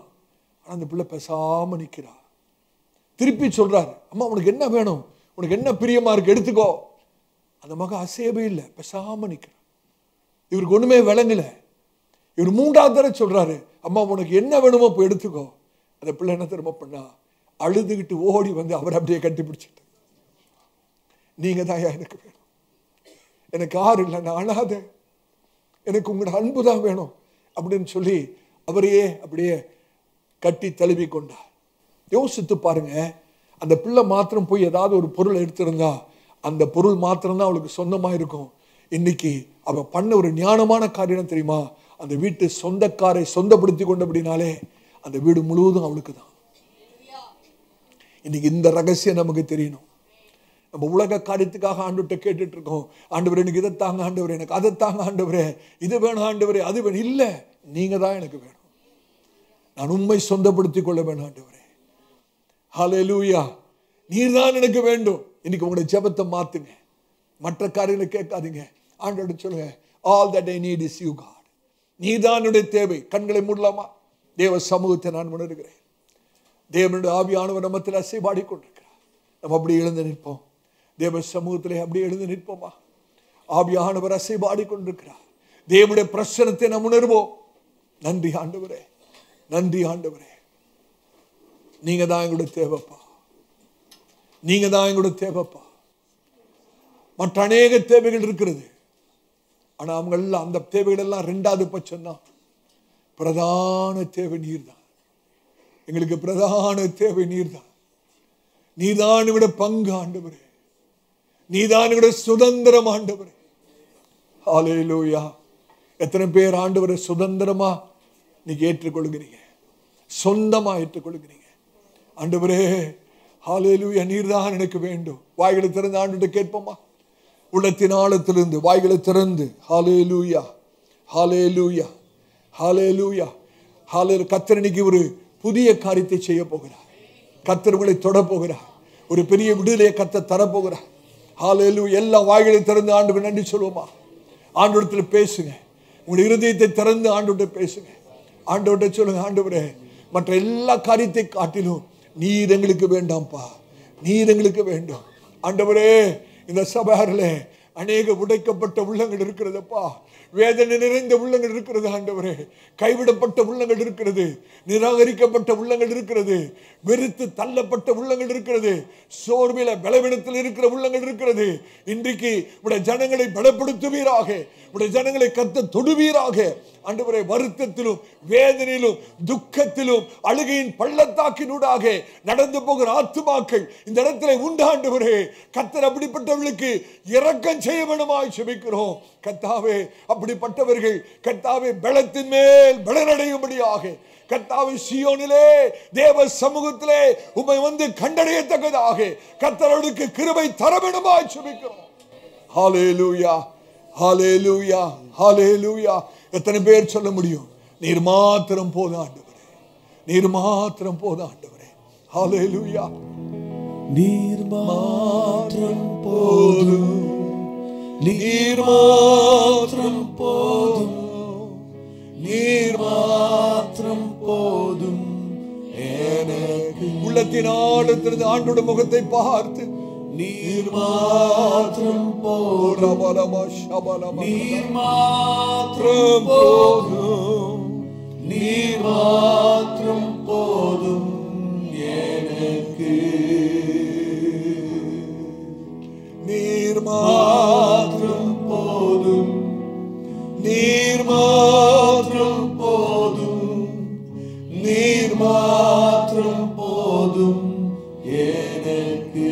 யெகோவா ஈரே, யெகோவா ஈரே, தந்தையாம் தெய்வம், நீர் மாத்திரம் போதும் எனக்கு. யெகோவா ராஃபா, சுகம் தரும் தெய்வம், உம் தழும்புகளால் சுகமானே.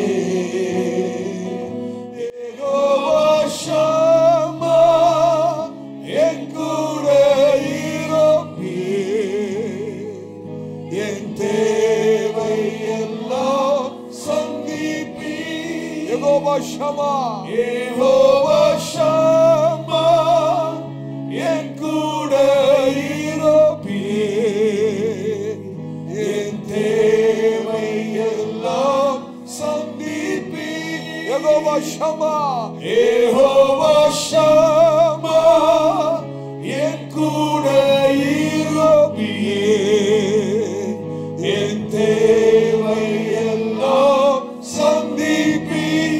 நீர் மாத்திரம் போதும் மாத்திரம் போதும், நீர் மாத்திரம் போதும், நீர் மாத்திரம் போதும் எனக்கு. நீர் மாத்திரம் போதும் ஆண்டவரே. நீர் மாத்திரம் போதும், நீர் மாத்திரம் போதும், நீர் மாத்திரம் போதும் எனக்கு. கர்த்தருடைய சமூகத்தில் ஒரு நிமிஷம் அப்படியே மௌனமா இருக்கிறவர்கள கேட்ட சத்தியங்களை நினைவு கூர்ந்து ஆண்டவர்கிட்ட சொல்லுங்க. ஆண்டவரே, இந்த ஆண்டின் துவக்கத்தில் நான் மனம் திறந்து சொல்லுகிறேன்ப்பா, என் இருதயத்தினுடைய சமூகத்தில் நான் ஊற்ற பழகி கொள்ளணும்.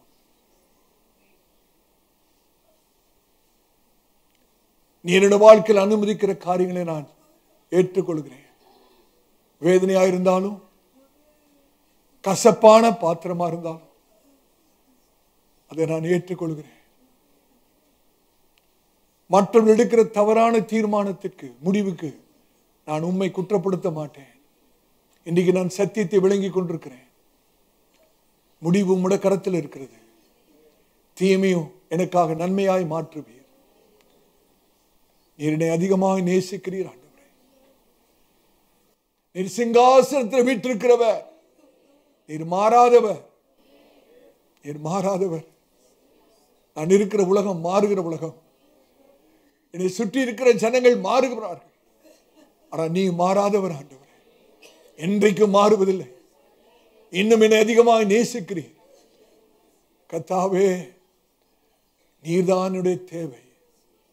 எல்லா தேவைகளுக்கு மேலான தேவை நீர்தான் ஆண்டவரே. இந்த 3 நிச்சயங்களிலே எங்களுடைய நம்பிக்கையை நாங்கள் கர்த்தாவே வைக்கிறோம். இந்த 3 மாறாத நிச்சயங்களிலே எங்களுடைய விசுவாசத்தை நாங்கள் நங்குரம் பாய்ச்சுகிறோம் ஆண்டவரே. நாங்கள் ஒரு நாள் அசைக்கப்படுவதில்லை. இந்த 3 நிச்சயமான மாறாத காரியங்களிலே எங்களுடைய நம்பிக்கையை நாங்கள் வைப்போமானால் நாங்கள் ஒரு நாளும் அசைக்கப்படுவதில்லை. நன்றி ஆண்டவரே. ஆவியானவர் தொடர்ந்து எங்களோடு பேசும். நாம் செபிப்போம். எங்கள் அதிகமாக நேசிக்கிற அன்பின் பிதாவே, ஆசீர்வதிக்கப்பட்ட இந்த மத்தியான வேளைக்காக நன்றி செலுத்துகிறோம். இம்மட்டுமாய் கர்த்தர் எங்களோடு பேசின பட்சமான நம்முடைய வார்த்தைகளுக்காய் ஆவியானவர் தொடர்ந்து பேசணும். கேட்ட சத்தியங்களின்படி நடக்க கர்த்தர் கிருபை செய்யணும். கர்த்தாவே, இக்கட்டான சூழலின் போது கர்த்தாவினுடைய நம்பிக்கை நாங்கள் உம்மீது மாத்திரம் வைக்க, உண்மையே நோக்கி பார்க்க கர்த்தர் எங்களுக்கு கிருபை செய்வீராக. கூடி வந்த சபையாரை ஆசீர்வதிங்க ஆண்டவரே. உடைய தயவுள்ள நல்ல கரம் சிறந்தாழ்த்திருக்கிற ஒவ்வொரு மேலும் தங்கும்படியாய் ஜெபிக்கிறோம். சபையாருக்கு நல்ல சுகத்தையும் பலத்தையும் ஆரோக்கியத்தையும் சமாதானத்தையும் கர்த்தர் தந்து அவருடைய தேவைகள் எல்லாவற்றையும் அற்புதமாய் சந்தித்து கர்த்தர் அவளை ஆசீர்வதித்து உமக்கென்று பெரிய சாட்சிகளாய் விளங்க பண்ணுவீராக. நாங்கள் சிறுக வேணும், நீங்க பெருக வேணும். எல்லா கனத்துதி மகிமைக்கு செலுத்துகிறோம். இயேசு கிறிஸ்துவின் இனிய நாமத்தில் ஜெபம் கேளும் எங்கள் நல்ல பிதாவே, ஆமென். நம்முடைய கர்த்தராகிய இயேசு கிறிஸ்துவின் கிருபையும் பிதாவுடைய அன்பும் பரிசுத்தாவினுடைய அன்யோன்ய ஐக்கியமும் நம் அனைவரோடு கூட சகல பரிசுத்தவான்களோடு கூட இன்றும் என்றும் சீக்கிரமாய் வரப்போகிற ஆண்டவராய் இயேசு கிறிஸ்துவின் வருகை பரிந்தும் இருப்பதாக. ஆமென், ஆமென். கர்த்தர் உங்களை ஆசீர்வதிப்பார். கர்த்தர் உங்களோடு கூட இருப்பாராக. இன்று பிரசங்கிக்கப்பட்ட கர்த்தருடைய வார்த்தையினால் நீங்கள் ஆசீர்வதிக்கப்பட்டு இருப்பீர்கள் என்று நம்புகிறோம். நமது திருச்சபையின் ஞாயிறு ஆராதனை நேரங்கள்: ஆங்கில ஆராதனை காலை 7 மணிக்கு நடைபெறும். தமிழ் ஆராதனை காலை 10:30 மணிக்கு நடைபெறும். இருமொழி வேத பாடம் மாலை 6 மணிக்கு நடைபெறும்.